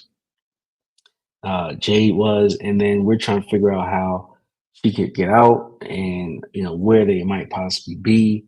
And I think this entity, like I said, reacts to how the people act. Technically collapsed the house when Tabitha dug the hole. It caused the storm when Jim put up the antenna. Like, so there's tons of things that happen. And I guess now we can say collapse the tree when the right people are driving by, right? So this is all part of his plan, right? Everything that we've ever seen was always part of the entity's plan. And I believe from watching the trailer for season 3, the drawings in the basement of Henry's house, who we believe is Victor's father, that leads me to believe that Miranda, yeah, Victor's mom, was having visions before she even got to Fromville, right? Because if not, it would have been the other way. If there was no drawings, all right, well, she would have had to. He would have been in Fromville as well, right? If it was after she had got out. But since he's not there, that means that she left him and went to Fromville. So, but he would have been gone too if, um, pretty much the drawings were there. If the drawings were there, he would have had to been gone too. But since he was there and the drawings were there, I mean, she drew them before she left. So that's what I was trying to say. So people have visions, hear voices way before they enter Fromville. So I think Jim might have heard voices. So pretty much we know phone call is a big thing, right? And so we know that Jim and Tabitha's son Thomas died, right? And what distracted Jim from getting up from the baby and letting the baby roll off the table and die was a phone call, right? And I think also it could have been the entity that called, and also like I said, Jim turning off the highway, I believe entity might have told him, gave him bad directions, told him to turn off to that road because there was no reason for him to turn off. And then just a whole bunch of things like that. So Debbie said she wanted to know, I wanted to know who called. You want to know who called Jim, or who called Jim in the trailer, or who called Jim back and that caused the death of Thomas. Sorry, who caused the death of Thomas. If I believe I said it in my video, you guys can check it out. I did do a video saying who called on the phone. I believe it's Thomas. I believe Thomas is going to call. Thomas is Jim and Tabitha's dead son. And the reason why I say that is because remember in season 2, it said that the behind the scenes clip with Jack Bender and John Griffin, it said each person would go through their own like demons or face their own devils. And I believe that what is worse at that point for Jim than that? Like that's like to push him over the edge. Like what would you? He already feels guilt. It already split him and his family apart. Tabitha was already leaving, and he probably feels bad for it. And then so what else would make him feel worse? I mean, literally kick him while he's down. How about here's a phone call from your dead son, right? Like just total disrespect. But I'll show you guys another picture too, right? I think I said to you guys I was showing you guys some new pictures, and so I'll show you guys this picture. So here's a picture. I mean, Tabitha's on the phone, right? So Tabitha's on the phone. So maybe it's her. Maybe she's the one who calls Jim. But I think it's more sinister. You know what I'm saying? I think that I think it's gonna be the dead son calling like, "You killed me, Dad!" Like really get into Jim about that. It's all your fault. Really, really come down on him hard. But then again, I just want to know how. So if Tabitha does call Jim, how did she get the number, right? But I don't know. So that was a pretty big scene. So I think we do got a connection though, because like I said, from sometimes it's pretty simple, right? What you see is what you get. So if the phone rings there and you see Tabitha on the phone, it's probably her calling, right? But that might be who's calling on the phone. Let me see. Bring my screen back up. So what do you guys think? So thanks a lot for you guys joining. I'm still going on. And remember just to drop those likes. Make sure you guys are subscribed. We're going to be live streaming pretty much all weekend. Of course, and I'm bringing back the From Trivia will be going on Sunday after the live stream. And it will be custom to episode 1, so you guys can watch episode 1 and then answer questions about it. See how well you paid attention to the episode. All right, so let's see what else we got here. The Lighthouse, and then of course the good old mystery commercial. Good old mystery as far as who was on the phone with Jim. I feel like Jim keeps getting to these situations of who's on the phone, right? I mean, I do also believe that the voice on the radio could be the voice on the phone, because there's no reason why it couldn't be the same person again. Like, so Jim was on the radio and this thing picked up and talked to him and told him that his wife shouldn't be digging that hole. If there's a phone call, this person could easily be called Jim again and could say a whole bunch of more stuff to Jim. So it could be a couple of people. It could be a couple people. So we'll have to see. So I definitely like to. Oh, Debbie says she really enjoyed the trivia. That's great. Thanks a lot. I'm glad you enjoyed it. Just trying to bring something new to the From Space. You know, there's been so many videos, so many live streams, so many reviews, so many theories. It's getting a little overwhelming, right? I mean, I try to base my theories off facts, right? I try to talk about what I see and what direction it's going. I don't try to just like claim it to be this, right? And connect it with something that's totally outrageous. I try to base it on what we see, right? And where it's pointing to us and what clues are the show giving away. So let's see what else do we got here. So Jasmine, and Jasmine being the only creature with an actual name. Everybody else is just mechanic creature, Western Star creature, you know, mob guy creature. But Jasmine is the only one still to this day who's called Jasmine, right? Which is really funny. Let's see what else we got here. Okay, so the map. Man, so there was a big time period where we were all. Oh, thank you very much, Vanessa. I really appreciate it. So you really do give us a fresh look up from. I appreciate it. Yeah, man. I mean, because it's out of love, right? Like I said, I started watching the show other than I'm like, man, I really think I like the show, and not just because there's 1,000, 100,000 people watching every week. I was watching it, way back when it was on Epics. It mostly because of Harold Pinot. Like I believe the Best Man 4, which just came out. He spectacular in that. And then of course he was on, Z Nation. I was a big fan of Z Nation. I don't know if you guys are familiar with Z Nation, but it was on the Sci-Fi Channel, and he was only in season 1. And I started watching Z Nation because he was in it. And so now that I see him, back again in another series, I definitely tuned in. But here on this picture, I was trying to figure out who was Norman, right? Like we know that, like I said earlier, I believe that the answer to the show was in episode 1. And while Julie and Ethan were in the trailer and they were playing with the finger puppets, it was Norman in the Lake of Tears, right? And so if you go look on the board in Boyd's office, there is a name written on the board and it is Norman. And so it happens to be by Lake Superior. You see here? So it's like, man, like all these things that kind of trying to line up and figure out like how it was working. So Norman from the Lake of Tears.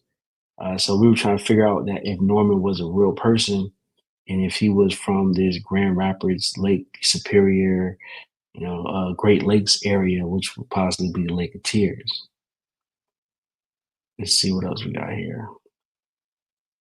And so I did a little clickbait here. I said, is this Norman from the Lake of Tears, right? I mean, he was pretty much on the map over there in Indiana. So we still don't know. I thought that was a good find. That was them playing with the finger puppets. Oh man, this whole Brian and Kelly thing, man, that was pretty intense too. And that was pretty much coincidental. So if you guys not familiar with the whole Brian and Kelly thing, there were 2 people who came into town on the bus, and they were boyfriend and girlfriend. Guy was named Brian, female, the girl was named Kelly, and they ended up dying, right? Like most of those people did, but it was the way that it happened and the way that Boyd, I guess, found them that made him think of a situation that he had went through when he was in the military. with one person whose name was first name Brian, last name Kelly. And so this was kind of like we see that things like that are coming together. Uh, what's up, Papa Socks? Hey, all theorists, fans of From love the host at Movie Guru and the host guest tonight. Yeah, definitely. Thank you guys for joining. I really appreciate it. Like I said, I'm trying to do more live streams. Last night was going over just the interviews, and tonight sort of going over some of the older theories and looking at some of the information. So Brian and Kelly was the guy and girl who caught off the Grand Rapids bus, and then also connected to Boyd's past military history, where he was in a platoon, and one of his soldiers that died was Brian Kelly, and he had to watch him die. And so that was a big coincidence in how this all turned out, especially for to be connected to his past. So this is how we know that all their thoughts, all their memories are all connected or being read and manipulated in this place. But it still doesn't take away the fact that somebody somewhere is lying, right? There's a couple people in this town lying, and like I said, that's why some people's stories don't add up, and some things that people say don't make sense. I mean, so I believe there's before Boyd and after Boyd. I think the majority of people that came after Boyd were legit, and most of the people that came before Boyd were not. So, meaning Father Kotri, Donna, Dale, like these people are all suspect, right? Because we can't verify how they got there or if they really who they said they were. Was Father Kotri a real pastor? Was Donna really this hunting expert lady with her sister? Like, we don't know. Nobody could confirm it. Okay, so another big theory was the spiders, right? Like, we've seen multiple connections to spiders. We've seen the spiders in the drawing, right? And then we've seen that get connected to Boyd and Sarah in the forest. We've seen little spiders that bit Boyd, right? And we've seen Jim hanging from the the lighthouse upside down, kind of dropping down like a spider, right? I mean, there's tons of references. Um, and I also thought that when the weather changed and sort of was they were putting up the tower, I thought it kind of looked like a spider, right, in the sky. And then, but I thought it also was interesting the fact that the spider bites. They said is a remedy for Alzheimer's, right? I thought that was always an interesting clue. That just so happened that he needed something, and he said, "I need more time." And I believe I might even say he said, "I wish I had more time." And the wish might have been granted. I mean, I wish that might be something that they could play around a little bit more because it probably works both ways, right? When you when your nightmares become real, right? Your thoughts become reality, or your innermost memories get brought to light. But then maybe your wishes come true as well, because I believe that some people don't want to go home, and that's why they're not going home. And I believe the reason why Tabitha was able to go home because she was truly the only person that wanted to go home, right? Ethan doesn't want to go home. Jim doesn't want to go home. Donna doesn't want to go home. And I'll go as far as to say that Boyd does not want to go home, right? They want to just keep living this day to day little nightmare the way they got it. It's probably because they don't got to pay rent. And listen, most people out here right now would go any place they don't have to pay rent.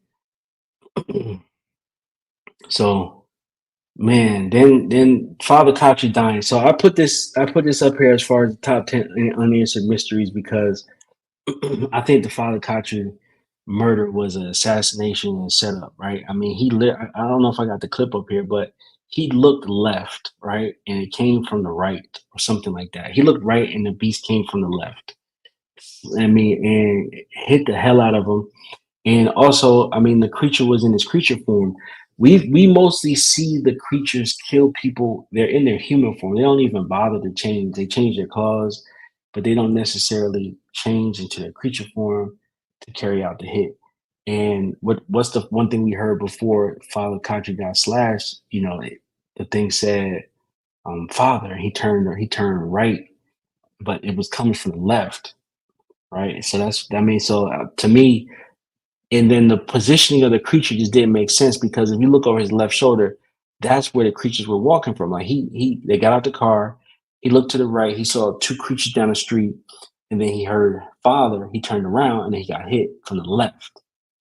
So it was like it was a kind of a setup, and he didn't even have to really come out the station, right? He could have just stayed in there.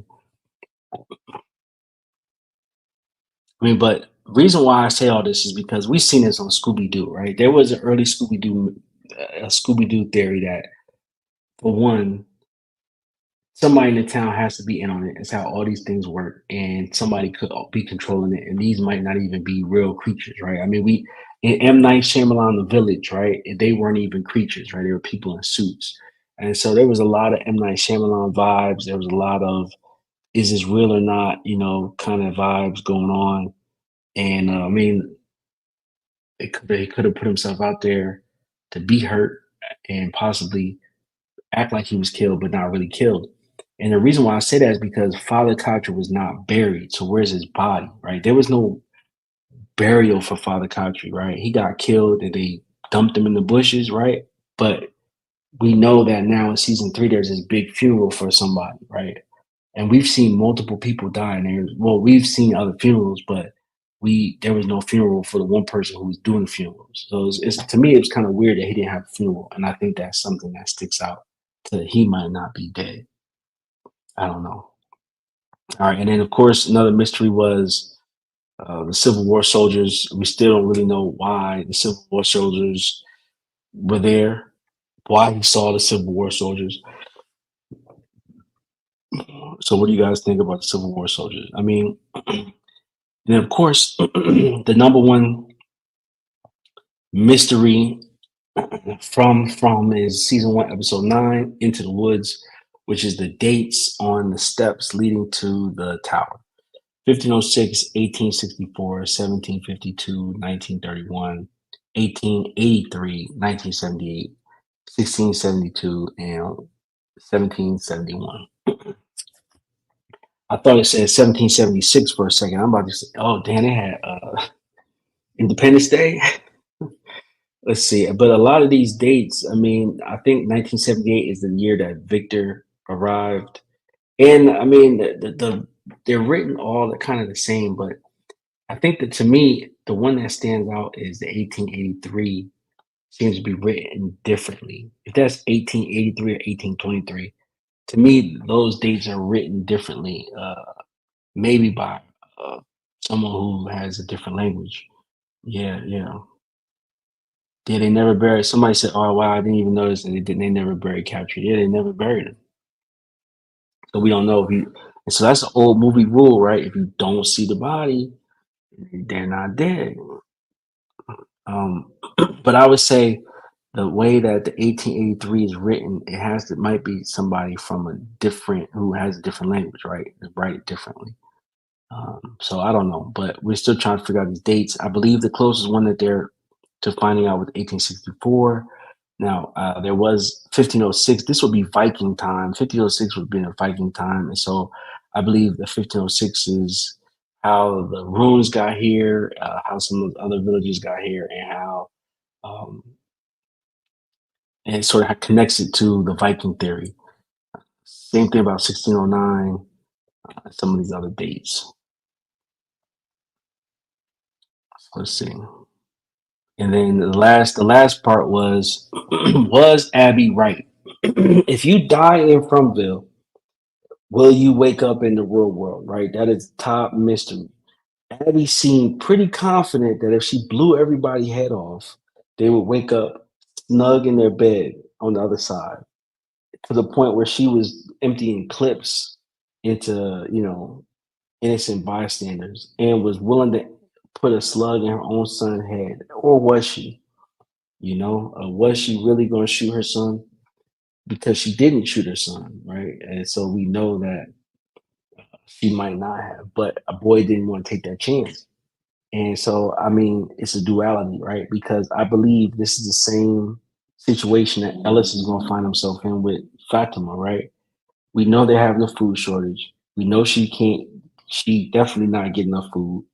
And there's also Ellis had the dream that the baby was this horrible monster and all this type of stuff. And so I believe it's gonna come to a point where he's gonna have to make a decision to save the baby or save Fatima, and he's gonna save the baby, just like his father did. I mean that's a lot of things.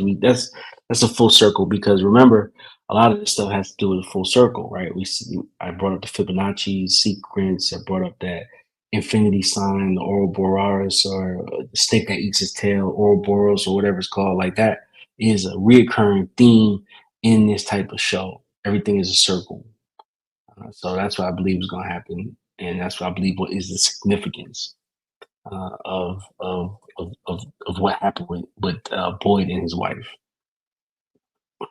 So let's see. So those were just that was a top 10 mystery, but I did some more other specific theories um, that I might want to look into.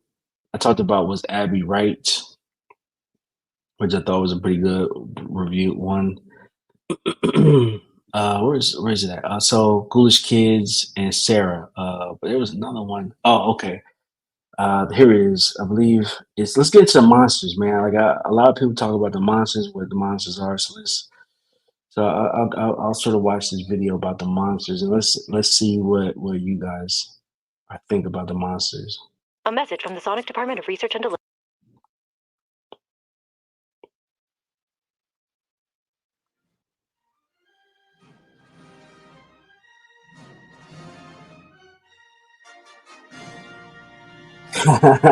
Season 2 picks up Whitey with said, Tabitha "I asked digging Frank." her way to China and falling into the underground lair, seemingly beneath her house, leading into a bigger cave that appears to be under the town. In this cave, we see monsters sleeping, but not in their human forms.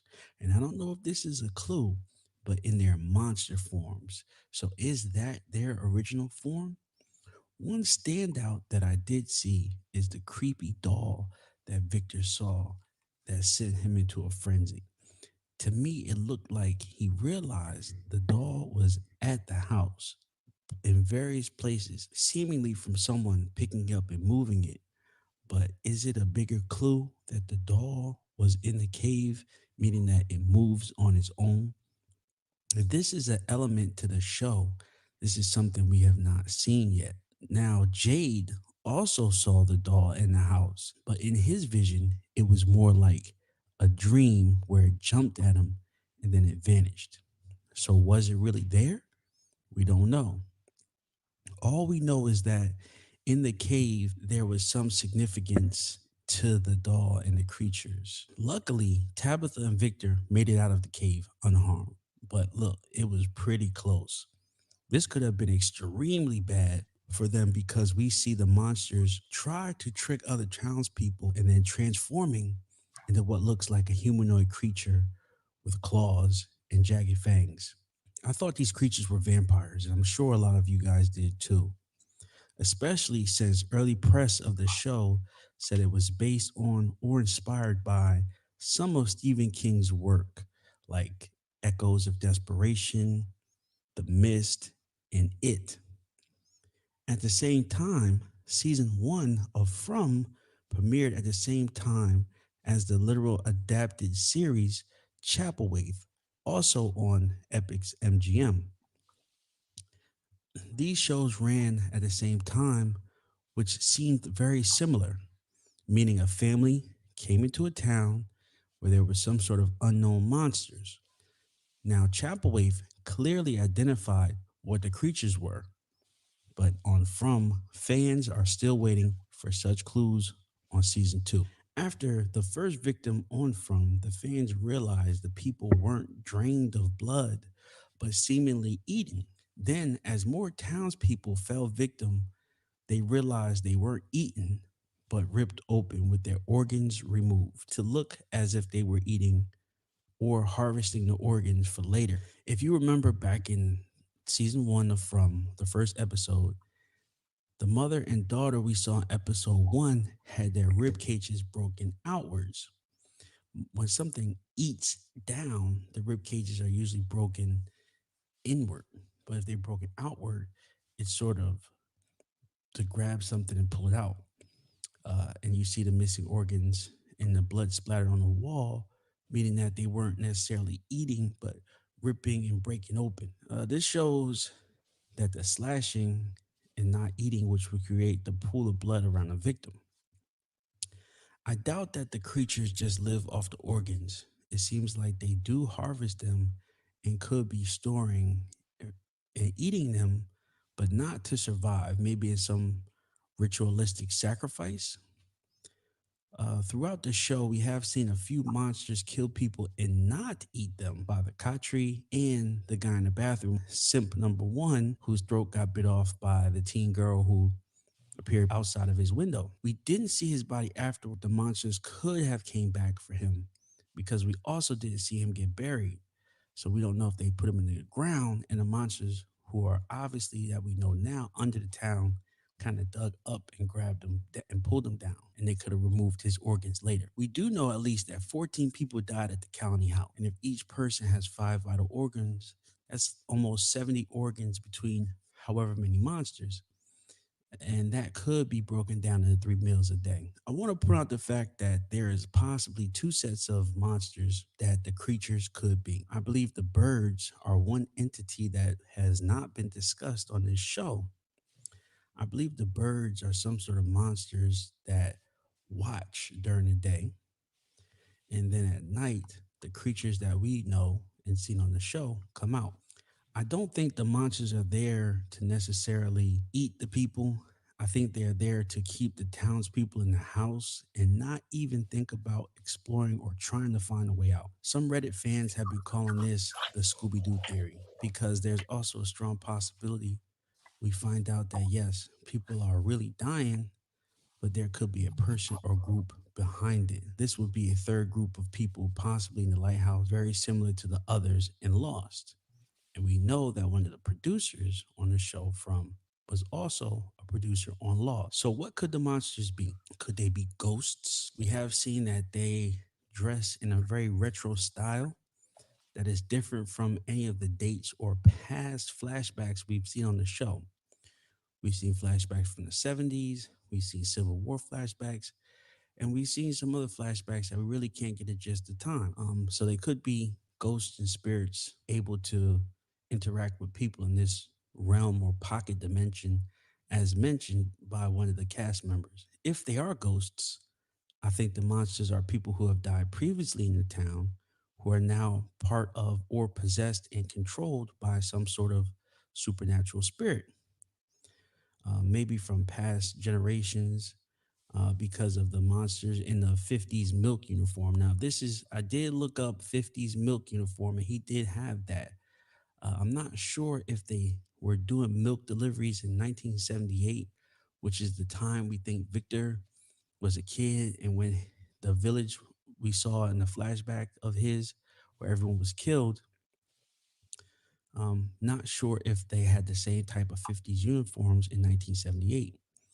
Now, we did see a flashback where there were past dates written on the wall in Tabitha's dream when she was digging in the basement and then seemingly went up the steps, but ended up in some sort of lighthouse. And there was different things on the steps. And then when she got to the top, there was dates written on the wall. That could have been different times from that pocket dimension, different times from that realm, where people were there, and I believe there was a date that was from the 50s. Then also there was the notes in the bottles hung in a tree found by Boyd in the forest, and I believe there was different dates written on them as well. Now, one movie comparison that I would like to make is the movie that's streaming on Netflix called The Ritual. Explained that they were granted extended life by a supernatural being called a modder. Understand what I'm saying? And yes, that these people were seemingly hippies, but they gave off very creepy vibes in this town controlled by this modder because it seemingly needed people to worship it. And so that could be one type of thing. But not so much of a modder would not be some sort of ghost, it'd be a supernatural entity, of some sort of monster. Now, the creatures, uh, I'm not saying they take the form of people that you know. So, meaning that in episode one, the old woman said to the young girl, "Open up, it's grandma." And even though the girl responded back, "You don't look like my grandma." And so I don't think they actually take the actual form of people. Like, for example, her, it was not her grandma, but they just know that from the age of people, with the families, or with the people that they end up in that village or they bring to that town, they know that they do have families, and it's easier to change their appearance to look somewhat relatable. I would also say that the people in the village are being tricked by the creatures. Uh, and it seems this brief moment confuses the villagers and allows the creatures to strike. Now, as far as the ravens or the crows, in one of the episodes when Father Catry was giving his burial speech, he had a shawl on it, and one side had a sun, and one side had what looked like crows or ravens on it. There were clips of Celtic nations. It takes the shape of All right, this is the part I wanted to get to. I didn't know where it was in the show. Let me see. Somebody said I matched up Stoves and Colony House, Matthews and Kenny, all from the 50. Oh wow, Bitey, that's real. That's a real good point.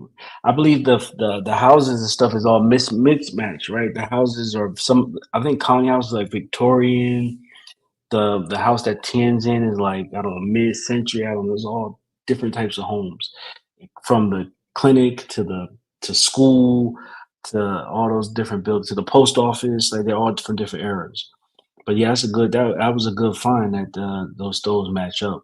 But this is the part I wanted to get to. I wanted to get to more Fae stuff. So the Ravens pretty much go directly to Fae lore. birds, crows, ghastly supernatural beings, often considered fae, found in the folk tales of Celtic nations such as Scotland and Ireland. They are part of a larger group of entities collectively known as the Unsealing Court, as well as a part of the older tradition of what is called the Wild Hunt. And there is a huge connection on the show with night and day crows in the episodes. So that could be an explanation of what the crows are and how they tie in with the show, maybe with something we have not seen. So here are some other theories that I have on what the monsters are. A revenant is a revived corpse that haunts the living. Commonly a part of the Celtic and Norse mythology, which would also tie in with the runes or the talismans that include childlike beings, which could be the boy in white, or from the season two, the twins that we saw.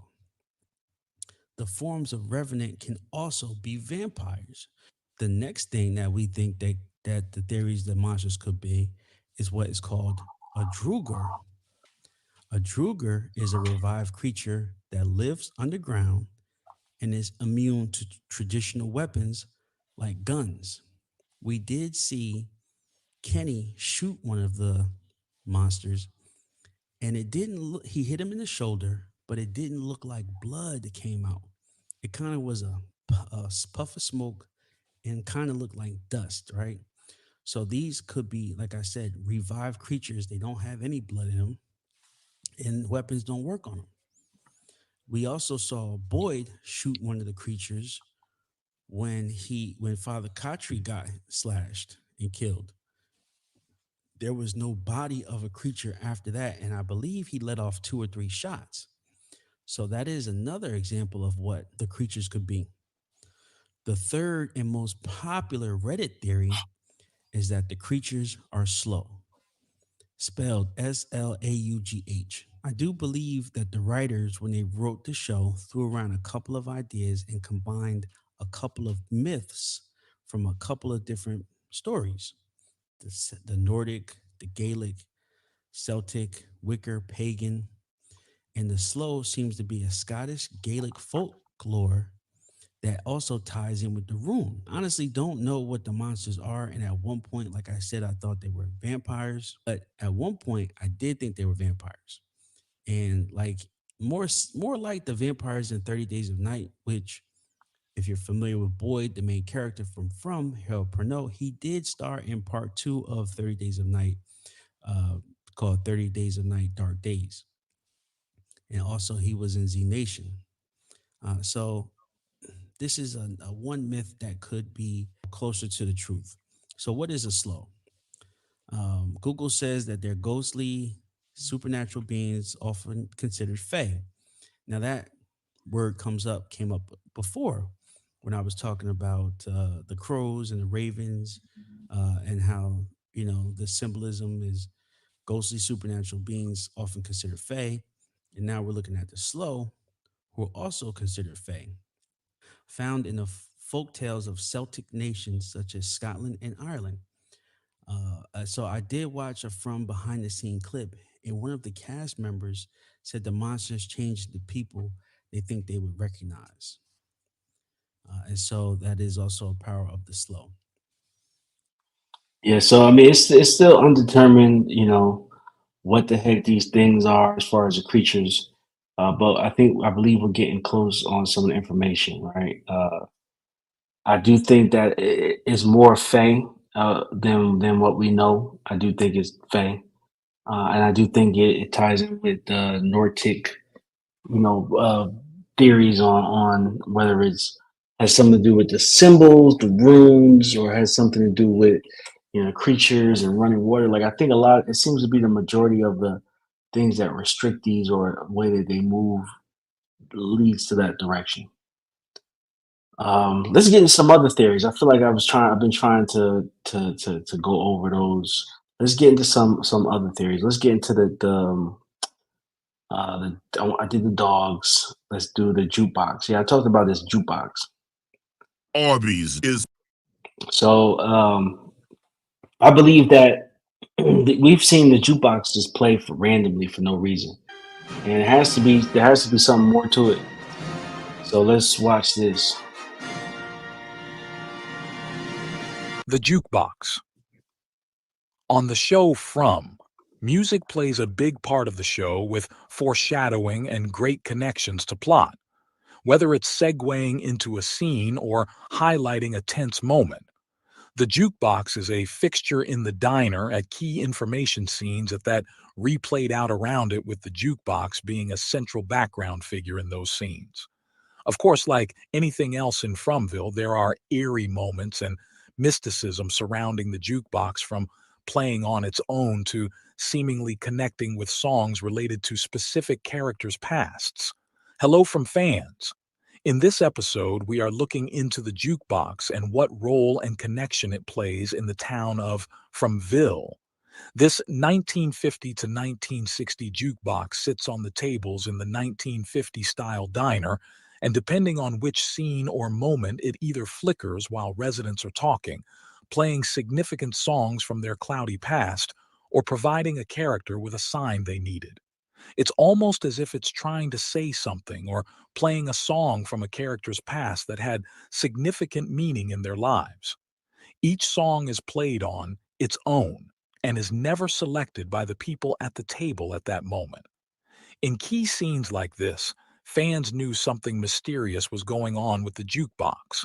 A key scene in this was at the end of season 1, when the Grand Rapids bus pulled up and a shot from inside the diner showed the jukebox turn on. The song that played was Everybody Knows This Is Nowhere by Neil Young in 1969. The part of the lyrics that plays is, I think I'd like to go back home and take it easy, in reference to the resident and their own sense of realism that this place is nowhere. Of course, they want to go home. There have been multiple scenes where a character made mention of something, and the next scene was that exact reference, whether it was Sarah telling her brother about the girl with the broken glass, or Boyd asking the almighty power above for a sign. Is it possessed? Is it being controlled by a man behind the curtains? Where did the jukebox come from? Historically, jukeboxes were invented in 1889, by Louis Glass and William S. Arnold created this device through what is called the nickel in the slot phonograph in San Francisco. This was an Edison-class M-electric phonograph retrofitted with a device patented under the name of coin-actuated attachment for phonograph. The music was heard via one of 4 listening tubes. Why do the jukeboxes go on all by themselves in the diner and play songs that mean something to the listener? Could the jukeboxes be possessed by whatever magical creatures also possess the phones, radio communications, and possibly the electricity? We know from the intro song, Que Sera Sera music connects to this show and means something for each scene. The show originally introduced us to the jukebox, and now we have Jade and Victor playing the violin. Could music, more like a certain frequency, be a thing? Could the radio they made come into play by broadcasting some kind of frequency? If we look back at the songs played on the jukebox in Season 1, in Ep 1, We've Gotta Get Out of This Place, The Animals, 1965. This song is playing on the radio at the diner while the sheriff is ringing the bell on the street.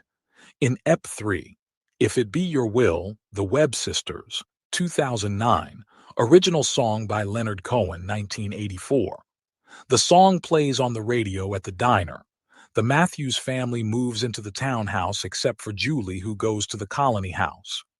In Ep 4, Last Train to Clarksville, The Monkees, 1966, and Blue, Joni Mitchell, 1971.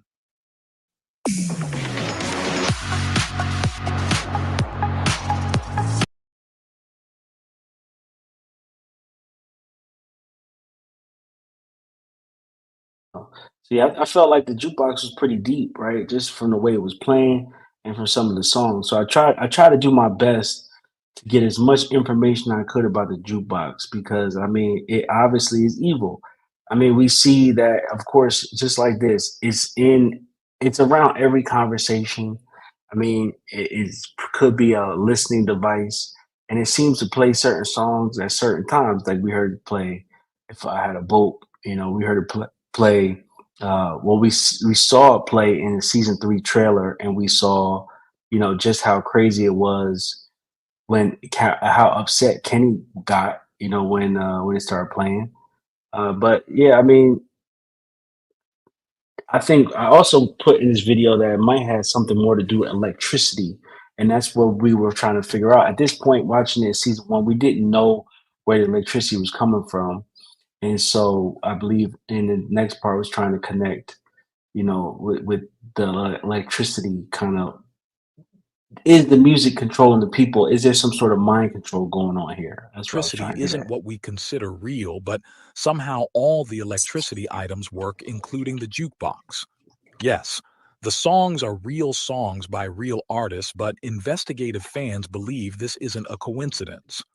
Regular jukeboxes work by having songs in them, but due to specific songs playing that aren't on the track listing, we can say there is some supernatural force connecting relevant songs to the residents. We know that the entity that controls the town feeds off fear manifested from the residents. Could the entity also have access to their musical soundtracks? We know that the creatures said they know everyone's name but didn't say how. It also looks like they know their music choices as well. It's like the creatures have each resident's Spotify stats and use this as another way they try to scare them. There have been a few scenes where the main character was looking for a sign and the jukebox gave it to them at a critical point in the story. We know from the radio tower fiasco that the creatures also can tap into radio signals, so it may be safe to say they also control the diner jukebox. The jukebox isn't the only thing we've seen flickering from time to time. We've seen the radio in Boyd's office flicker, almost cutting him off when Kenny was talking to Jade, and he responded, "Yes, it does that sometimes." Another time we saw flickering was Jim in the hospital after the house collapsed, and for seemingly no reason at all, he got up out of the bed, stood on a chair, and started messing with the exit sign wires. We don't know if he was trying to turn it off or on, but whatever Jim was doing, it didn't make sense and he didn't explain. Was this a creature or entity communicating to him? Was Jim planting a trap or fixing an already planted trap? Could further investigation of the exit sign show there are listening devices? We don't know. Outside of Fromville, there have been actual stories of haunted jukebox, so the theory is plausible. In this story, a man ordered a jukebox online that was made in 1954. The model was a Seeburg Model HF 100R jukebox. Since then, some strange things have happened with the jukebox. The owner said he didn't necessarily believe it was haunted, even though some other people did. There are weird things that look like ghosts but never turn out to be supernatural, malfunctioning only because of short circuits. The next connection to From is the Stephen King The Cell movie connection. It has been confirmed that a lot of what we see on From is inspired by the works of Stephen King. One novel King wrote was The Cell. The Cell is a 2006 apocalyptic horror novel turned into a movie starring John Cusack and Samuel L. Jackson, which follows a New England artist struggling to reunite with his son after a mysterious signal broadcast over the global cell phone network turns the majority of his fellow humans into mindless, vicious, bloodthirsty animals. I think we know the show is inspired by various fictional and non-fictional references from multiple Stephen King novels like Salem's Lot, IT, The Cell, and The Talisman. From these literary references and their possible connection to From, is there a malevolent force behind manipulating the jukeboxes, the residents, or is this an all-out war with two opposing forces? Another scene of significance with music is in season 2, Tether, when Kenny and Ellis are in the forest, when out of the blue they hear an alarm playing music.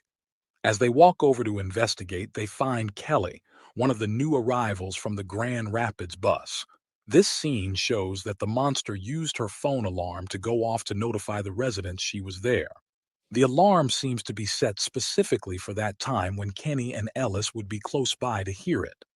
How did the creatures know? Or was it set randomly for anyone to find her? All these examples, scenarios, and coincidences, coupled with Fatima reciting Nadia's idea that the place was calling out to them, add support to the theory that the place is indeed trying to communicate with them by various means. Songs on the jukebox, flickering lights, unfamiliar voices, mysterious dogs, storms, insects, voices on the homemade radio, telepathic communication, the boy in white, visions, and hallucinations. All these things are the place's communications reaching out or, like Sarah said, pushing back against their escape attempts. An additional point can be made that there are at least two opposing forces communicating, one good, one bad. Like the good voices telling Sarah to leave and get away from certain dangerous areas, but then the bad voices telling Sarah to kill the boy and Toby. So, what do you think is going on with the jukebox? On behalf of the Movie Guru and Movie Guru Media, I want to thank you for watching this deep dive on the jukebox and music mysteries. The Resident. I wanted to come back to this clip right here because I believe this is what is going on. There is a puppet master who's pulling all these strings, right? It could, I mean, it has to be the boy in white, and it has to be connected to everything. That's in charge of Martin. That's in charge of the dogs. That's in charge of the radio frequency. That's in charge of the creatures. I mean, it has to be. It has to be that. It has to be. Yeah, so that was the jukebox. We know the jukebox gets destroyed in season 3. We see Kenny in the trailer smash it. So, but I think it's just one more thing. But I thought it was interesting as well. But the point that I'm trying to make with these videos is you're gonna see that there's frequency.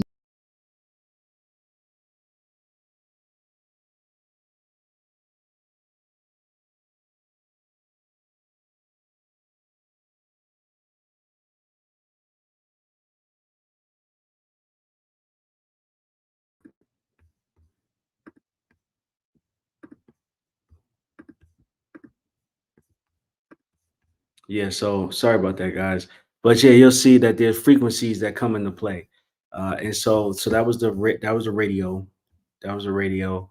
And then the next one is the bell. So I did this other video called the bell down, and you'll see. So what I'm trying to get at here now is that there's certain frequencies that possibly be what is causing things to act certain ways.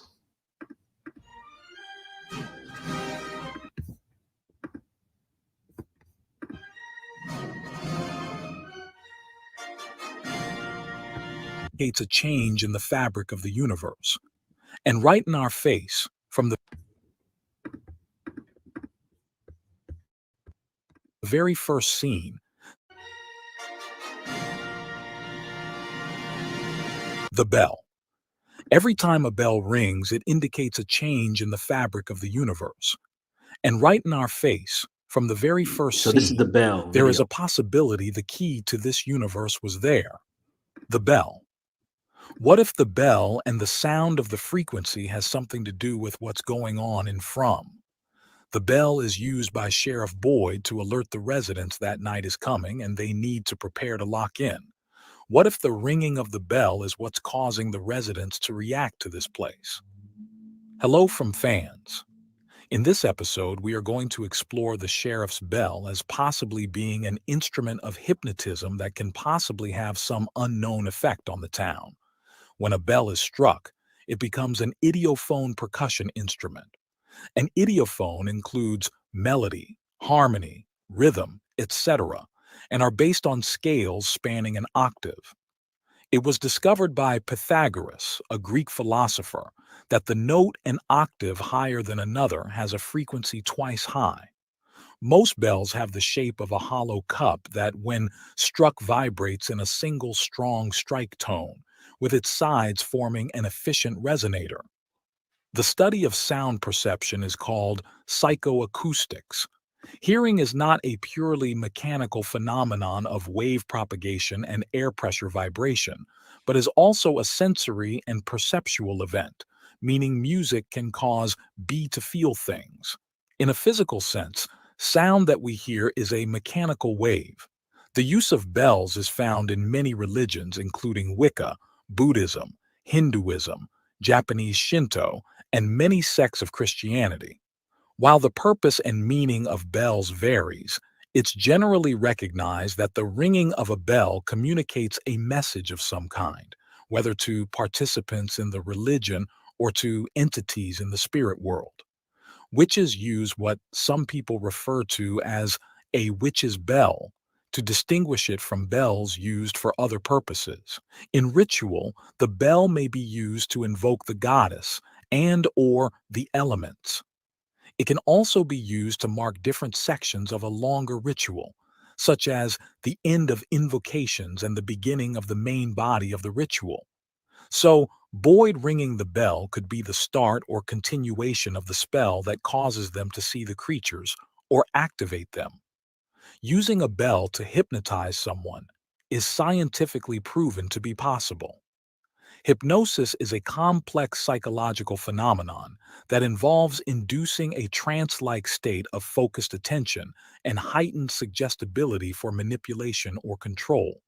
Using a bell as a trigger are cues that can be associated with certain mental or emotional states, behaviors, or responses. This was seen in the movie The Manchurian Candidate, or Get Out, with the ringing of a teacup. In The Manchurian Candidate is a political thriller where a soldier is brainwashed into becoming an unwitting assassin. If Boyd is ringing the bell, then he would be the one calling the creatures or brainwashing the residents. If he is not, then he may or may not know his or the bell's role in this place, like the torch or music box in Season 2. There are a few other liminal examples of bells. The Fool is the only tarot card with a bell. He's depicted in several different decks as a man wearing a hood or jester's hat with several bells attached. He gazes up at the sky, blissful, while one of his feet hovers in the air, caught in the moment he is stepping off a cliff.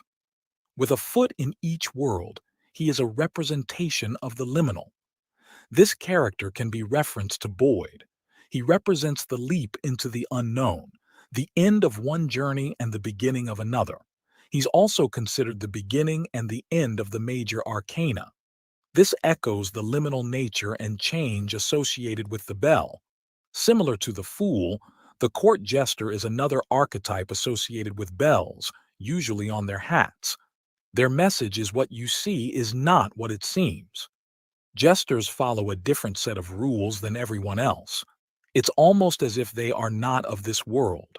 Could Victor, Ethan, Donna, Fima, or Mrs. Liu the jester? So what if Boyd follows the prophecy of the fool and what we see is truly not what it seems, and he is either a witch or wizard that is responsible for causing the motion of what's going on in from?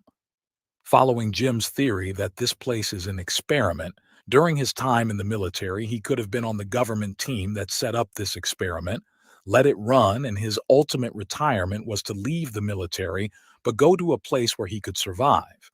He seemed extremely happy to set the town up, find resources, and execute this quest ignoring Ellis and Abby. In my previous video, Is the Jukebox Evil?, I discussed music from the jukebox's uncanny timing or music selections. Go watch that video to hear the full breakdown. Music has long been associated with trance states. Music can be a form of hypnosis or brainwashing, even though listeners believe they have self-control. In particular, the concepts of automatic response and conditioned reflex have been the basis for a model of physiological psychology. In hypnotism, words and sounds play a major role. Hypnosis has been most closely linked to power in the brain's theta band and changes in gamma activity. These oscillations are thought to play a critical role in both the creating and recalling of memories and physical actions. Theta waves are present during hypnosis, deep meditation, and light sleep, including the all-important REM dream state at 7.5 Hz. Your brain waves can match the frequency of an external stimulus. We can adjust the electrical frequencies of our brains and bodies using special resonant sound instruments. Regular ringing at the right frequency will allow you to access theta waves and can produce a reaction response, and your brain can be trained. Some may use bells simply for clearing the space before ritual begins. Others use one to clear and/or charge crystals, herbs, and other items used in ritual and spell work. However, there are many practitioners who keep a bell on their altar and use it in their formal rituals. An altar is something we haven't seen on the show, but if we do in season 3, that would confirm the witch theory. We'd love to know your thoughts, so as always, let's discuss in the comments. On behalf of the Movie Guru and Movie Guru Media, thank you for watching this video. Please make sure you hit the like and subscribe button to be notified of our next video. All right, so that was a deeper video. That was about the bell. And that what went along with the frequency theory. So we know that there's once we found out that there was no electricity, right? We know that these things have to be working in a different way, and the possibility that they could be working through frequencies, through the the the bell, through the jukebox, and through a couple of other things. So that was so. What you guys think about that? I don't know if you guys are into, but there has to be something that is going on that somebody's doing, and the bell also connects to witchcraft, right? And so I want to get into like one. Well, I wanted to get into some of the stuff with Sarah. I don't know if you guys know much about Sarah, but I mean, I think Sarah's at a crucial character in all this because she was now, from what I know, she was having visions before she got to the town, and then she was the first one that was watching the Matthews family when they pulled up, and then she heard the voices. Then she saw the boy way. So she's been pretty much in the middle of everything that's been going on. So let's watch a little bit of Sarah's character breakdown. Let's and get real. see if it kind of leads us to a direction. Because I thought there were some things about Sarah's backstory that I thought was real interesting. For season 2, I will be doing a ton of rewatches and character breakdowns, just like this one of Master Manipulate Season 3 returns. Is Sarah a victim of supernatural manipulation or a master manipulator and serial killer herself? On this episode, I want to deep dive into who is Sarah Myers. Claimed to have arrived in Fromville only for a few months, from about 6 months to 1 year, and told us she was from New Hope, Pennsylvania. She was leaving her home in New Hope when her brother came to get her and take her back to Boston, and they were driving back when they ended up in Fromville. She also mentioned that she was in an abusive relationship, and that's why she had to leave New Hope, PA. Do we believe this story? Is this actual facts or is this cap? In this episode, we're going to break down and watch a couple clips and discuss the current information on Sarah. Full name: Sarah Myers, little sister to Nathan Myers. Killed by her own hands in season 1, but in her psycho serial killing spree, Sarah killed more people in From than the Nightmare Creatures. Confirmed kills of 2 people, indirectly responsible for 2 other people, and attempted suicide. So let's look at the information we have. Where is she from? New Hope, Pennsylvania. So I Googled the statistics for New Hope, and it says there's 2,606 residents in New Hope, PA, with a median age of 56. New Hope is in Bucks County, if you're familiar with Pennsylvania, and is listed as one of the best places to live in Pennsylvania.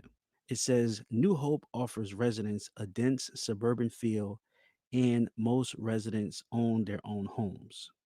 There's many young professionals, and residents tend to live conservatively. The public schools in New Hope are highly rated. So it's safe to say Sarah is not from a economically disadvantaged era. If this is where she's from, we know this is where she was at, but it seems to be a very happy, cheerful, easygoing, good place to live. Of course, that all depends on your situation, your relationships. Now, we know that she had a domestic violent relationship where she was the victim of domestic violence, and because of that, she left. One fact about New Hope is there's a ton of witch stores and practitioners of pagan and Wicca religion. Now, this could be a big clue onto some of the things that's going on with Sarah and how she connects to this whole place. In the About section of the New Hope, PA page, the title reads A Walkable River Town with Plenty of Witchcraft Stores, Restaurants, Art Galleries, Antique Shops, Historical Buildings, and Museums. Now, I had to read that over again because they threw that in there and just kind of went on with their sentence like it was a normal thing. It said plenty of witchcraft stores, right? Comma, restaurants, like it was a everyday thing there. So I'm guessing that most of the people in this area are either practicing, connected to, or come from descendants of pagan witchcraft and those type of rituals and routines. So could this predisposition to the dark arts and supernatural have connected with her here because she was already susceptible in the regular world, and now that she's in Fromville, she's more susceptible to it there and is really manifesting? I mean, Sarah personally, her aura, her look does give witch vibes, not the old creepy hag type witch, but more so of the glamored, this is a magical look type of witch that possibly could have post ritual, meaning like if you're familiar with most of the witch stories, they capture kids, they do some sort of blood ritual to make them young again so they can go out and continue for another 100 years doing whatever it is they do. And that's kind of what I'm kind of getting from Sarah. I never really believed that she was from where she was from, or was her backstory was the story that she was told. Even though she did have her brother Nathan that was there to back up all her stories. Nathan confirmed they were driving back to Boston. But, there's a big connection between these two places, Pennsylvania and Boston. Boston, site of Salem witch trials, and even Pennsylvania, doing some research, there was I guess you could say, a witch trial in the Pennsylvania Delaware Delco area 100 years before the Salem witch trials. So there's a long history of that going on. Plus, that area from Boston to Pennsylvania being one of the original 13 colonies, there was, I'm sure, a strong undertone of witchcraft. So I don't know about you, but this could be a huge clue to why Sarah does what she does. Because of her demeanor, of course, we look at her as this fragile, helpless girl, but I'm starting to think in reality, she is the Black Widow. And what I mean Mm. by that is there was a drawing in one of Victor's drawings where there's a spider that comes down. And we know on the show there's been two references, a references of a giant spider and then the picture reference of a spider. There's drawings of scarecrows and boogeymen, giant spiders. This is definitely a class. Now, we didn't actually see a spider, and we know that most of the references on the show are literary references. For example, Great Ball Magic Fire. There was no Great Magic Ball. It was a reference to Christie and what they used to say during medical school. And so, taking that to this, there's no actual spider, but a Black Widow, often a term used for a predatory female who kills their mates or people around them, or just an aggressive, murdering female. And that really, really fits Sarah's character on this show. More info surfaced connecting Sarah to witchcraft, including a popular topic on Reddit now, which is called the Sarah Martin Connection. So Redditor Different Pain 3629 mentioned that. So Sarah didn't want to talk about where she was really from when she got to Fromville. She only stated that she left New Hope and wanted to travel to Boston. Now, if you go into Boyd's office where they have the map with the pins of where everyone is from, and you check and you pretty much look at the different areas. There's pins, then there's lines, and then there's names drawn. So you can see where Jade is from. You can see where Kenny and his family was from, and a whole bunch of other people supposedly who traveled to Fromville. And anyone that was deceased, they had a line crossed to their name. And so in the picture, we see Sarah and Nathan, and we see it by Boston. And so in one picture, there's her pin by Boston. As the season goes on, they show the map again, and Sarah's pin has moved, not to another state, but just a little bit to the left. And what the Redditor pointed out is that the pin is now closer to a part of, I guess, Boston or Massachusetts called Millbrook. And Millbrook is the town that Martin said he was from. Now, this could be a big connection or it could be nothing. You know how the show goes. But if it is, we could pretty much trace a connection from Martin to Sarah to Pennsylvania, and even to from where they could be connected again. And this connection could mean that Martin could be a manifestation of Sarah, or Sarah just not who she says she is. Sarah says she entered the faraway tree and that she took her back to the basement. And I don't know about you, but I don't think that that was accurate. I believe that she didn't even enter the tree at all. But I have another theory about where they were anyway. So I'll get to that later. If she did enter the tree, it could have been that she didn't go into the well, but she popped out at the top of the well.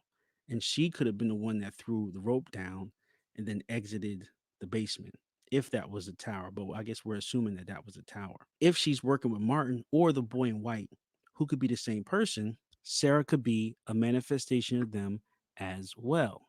I Mm. believe that Sarah and Boyd were dragged into a faraway tree by whatever that was that dragged them, either a giant spider or a gust of wind, but whatever it was, it took them into a faraway tree. And when the storm came, and they exited the storm from from another faraway tree that the boy in white made appear. And since he made it appear, he could control where anyone went. We know he controlled Boyd to go into the well, and if Sarah entered it, he could have controlled where she went as well. And so the theory is that she didn't she went to that same location, she just didn't appear in the well, she appeared at the top. And that Mm, could be possibly how she threw the rope down, because Sarah, Martin, and the boy in white are all either the same entity, or Sarah's controlled by that entity. The entity took them where Martin was, which to access it from the normal world we know from season two is by the torch. And we saw Boyd, he lit the torch in season one, and the basement dungeon vanished. But in season two, he lit the torch and it appeared. So, meaning that Boyd already had to be in to light the torch to get out. So, it's reverse. Now, I also believe that Boyd would have stayed in this alternate world if he hadn't found the torch, or if he didn't put the torch out. Now let's talk about Sarah the serial killer. Sarah is the spider, aka the Black Widow, shown in Victor's drawings. Now the FBI's crime classification manual places serial killers into three categories: organized, disorganized, and mixed.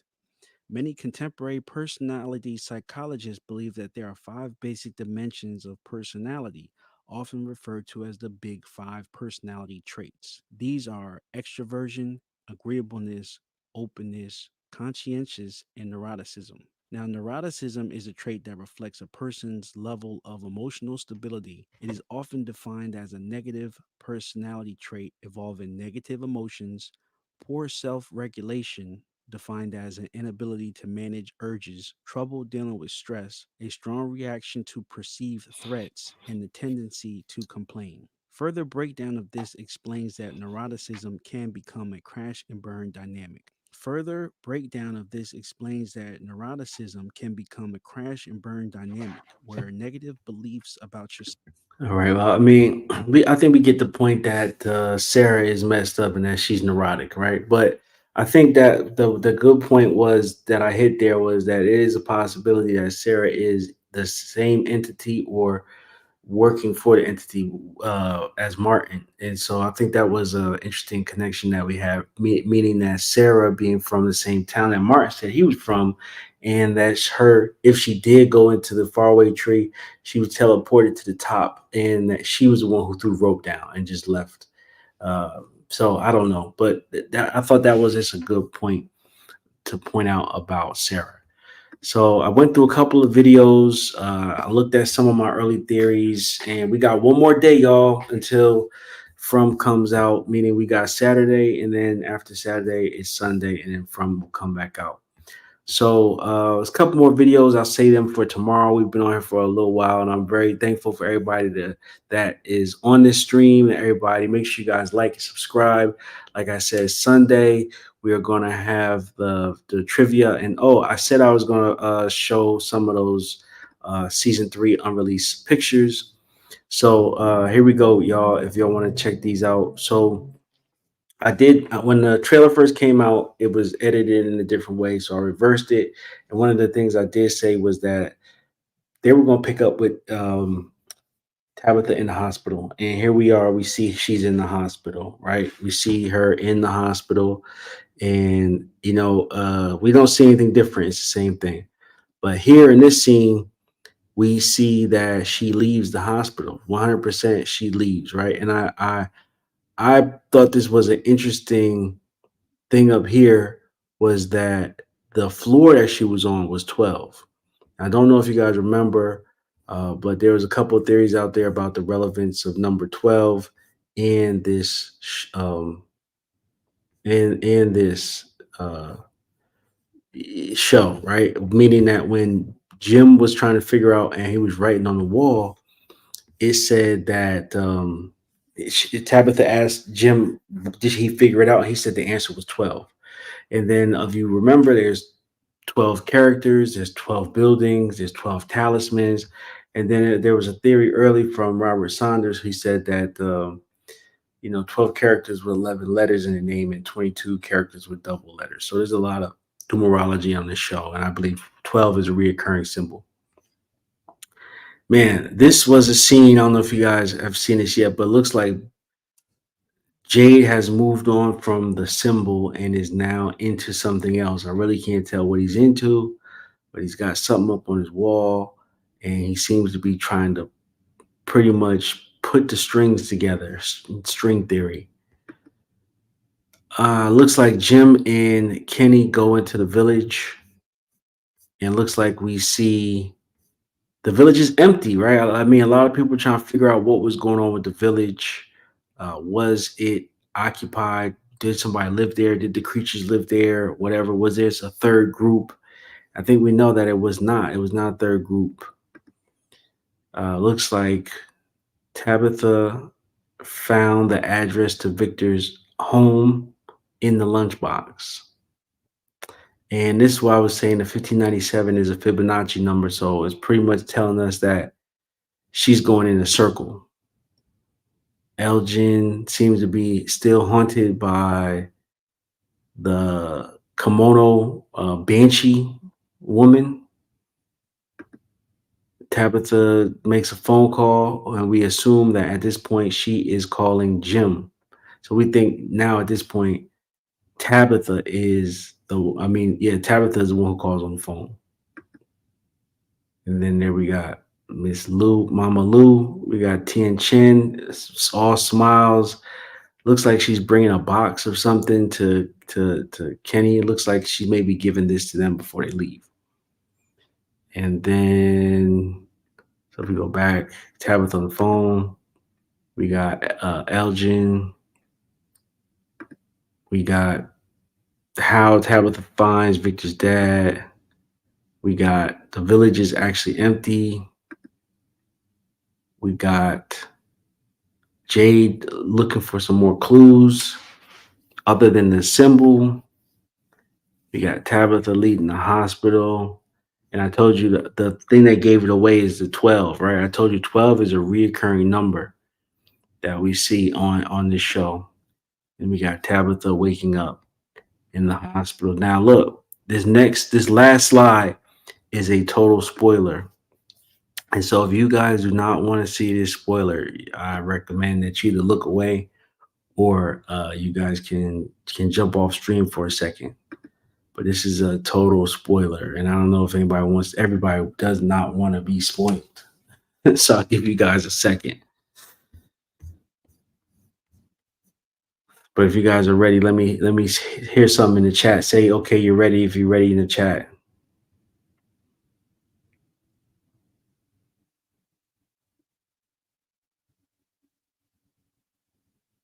If you guys are ready, let me see you guys say, okay, I'm ready in the chat. All right, let's see, ready. Okay. Bam. Victor's got a gun. Man, so I mean, Victor stays ready. All right. He stays ready so he doesn't have to get ready. All right. I mean, he keeps that thing on him at all times, locked and loaded, has no hesitation. I'm surprised he didn't even squeeze. He might have even squeezed one off at this point. Right. But if he did, I definitely think that people would have been running a different direction. But anyway, Victor is apparently putting a gun to somebody. And I mean, I'm not sure who, but apparently somebody's going to get it. Right? So that was a big surprise. And then, I mean, I think this might be the biggest spoiler that we've got so far, right? I mean, I said before, we have not seen Fatima and the Banshee kimono woman in the same room, and looks like this confirms it. I mean, if I don't know where this picture came from, if Elgin took a picture of Fatima, and in that same picture is the Banshee woman. I mean, that pretty much says it all, right? I mean, that says that is her, right? That is her, or the thing is following her.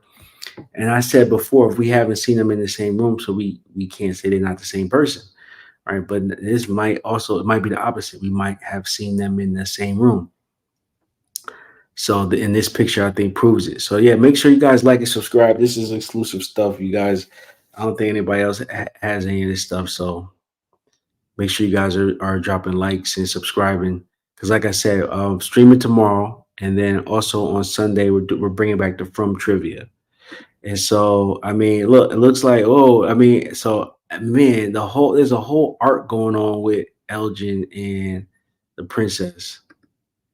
And then this is the next map. I mean, this is the next map that we haven't seen. I mean, this is the season 3 map, right? There was the map that Victor drew with the boy in white over it that we were looking at earlier during the stream. And then there was the peace truck map. And then now this is the blue map, right? And so what I was saying about this map was you see it's the left picture and right picture. It's the same picture, but it's just one's is close up. If you start with the left picture, you can see the town in the middle, and then you can see the lighthouse on the top.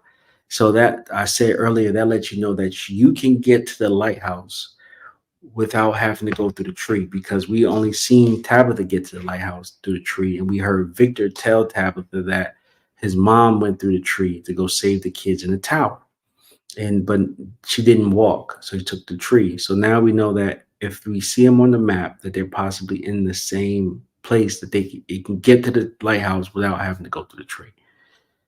And if you look at the picture on the right, you kind of see like, I don't know if it's clouds, but you see like lines above the place, and I don't know if it's clouds, or I don't know if it's like some sort of frequency forces that I was saying, or I don't know if it's some sort of like barrier or something like that. But that's pretty much, what this new map is. We see the town in the middle, the colony house. We see the lighthouse, and then bam, we see. Well, I don't know what we see here, but it looks like somebody got grabbed, and somebody might not be making it out of season 3. And I think it's who we all thought.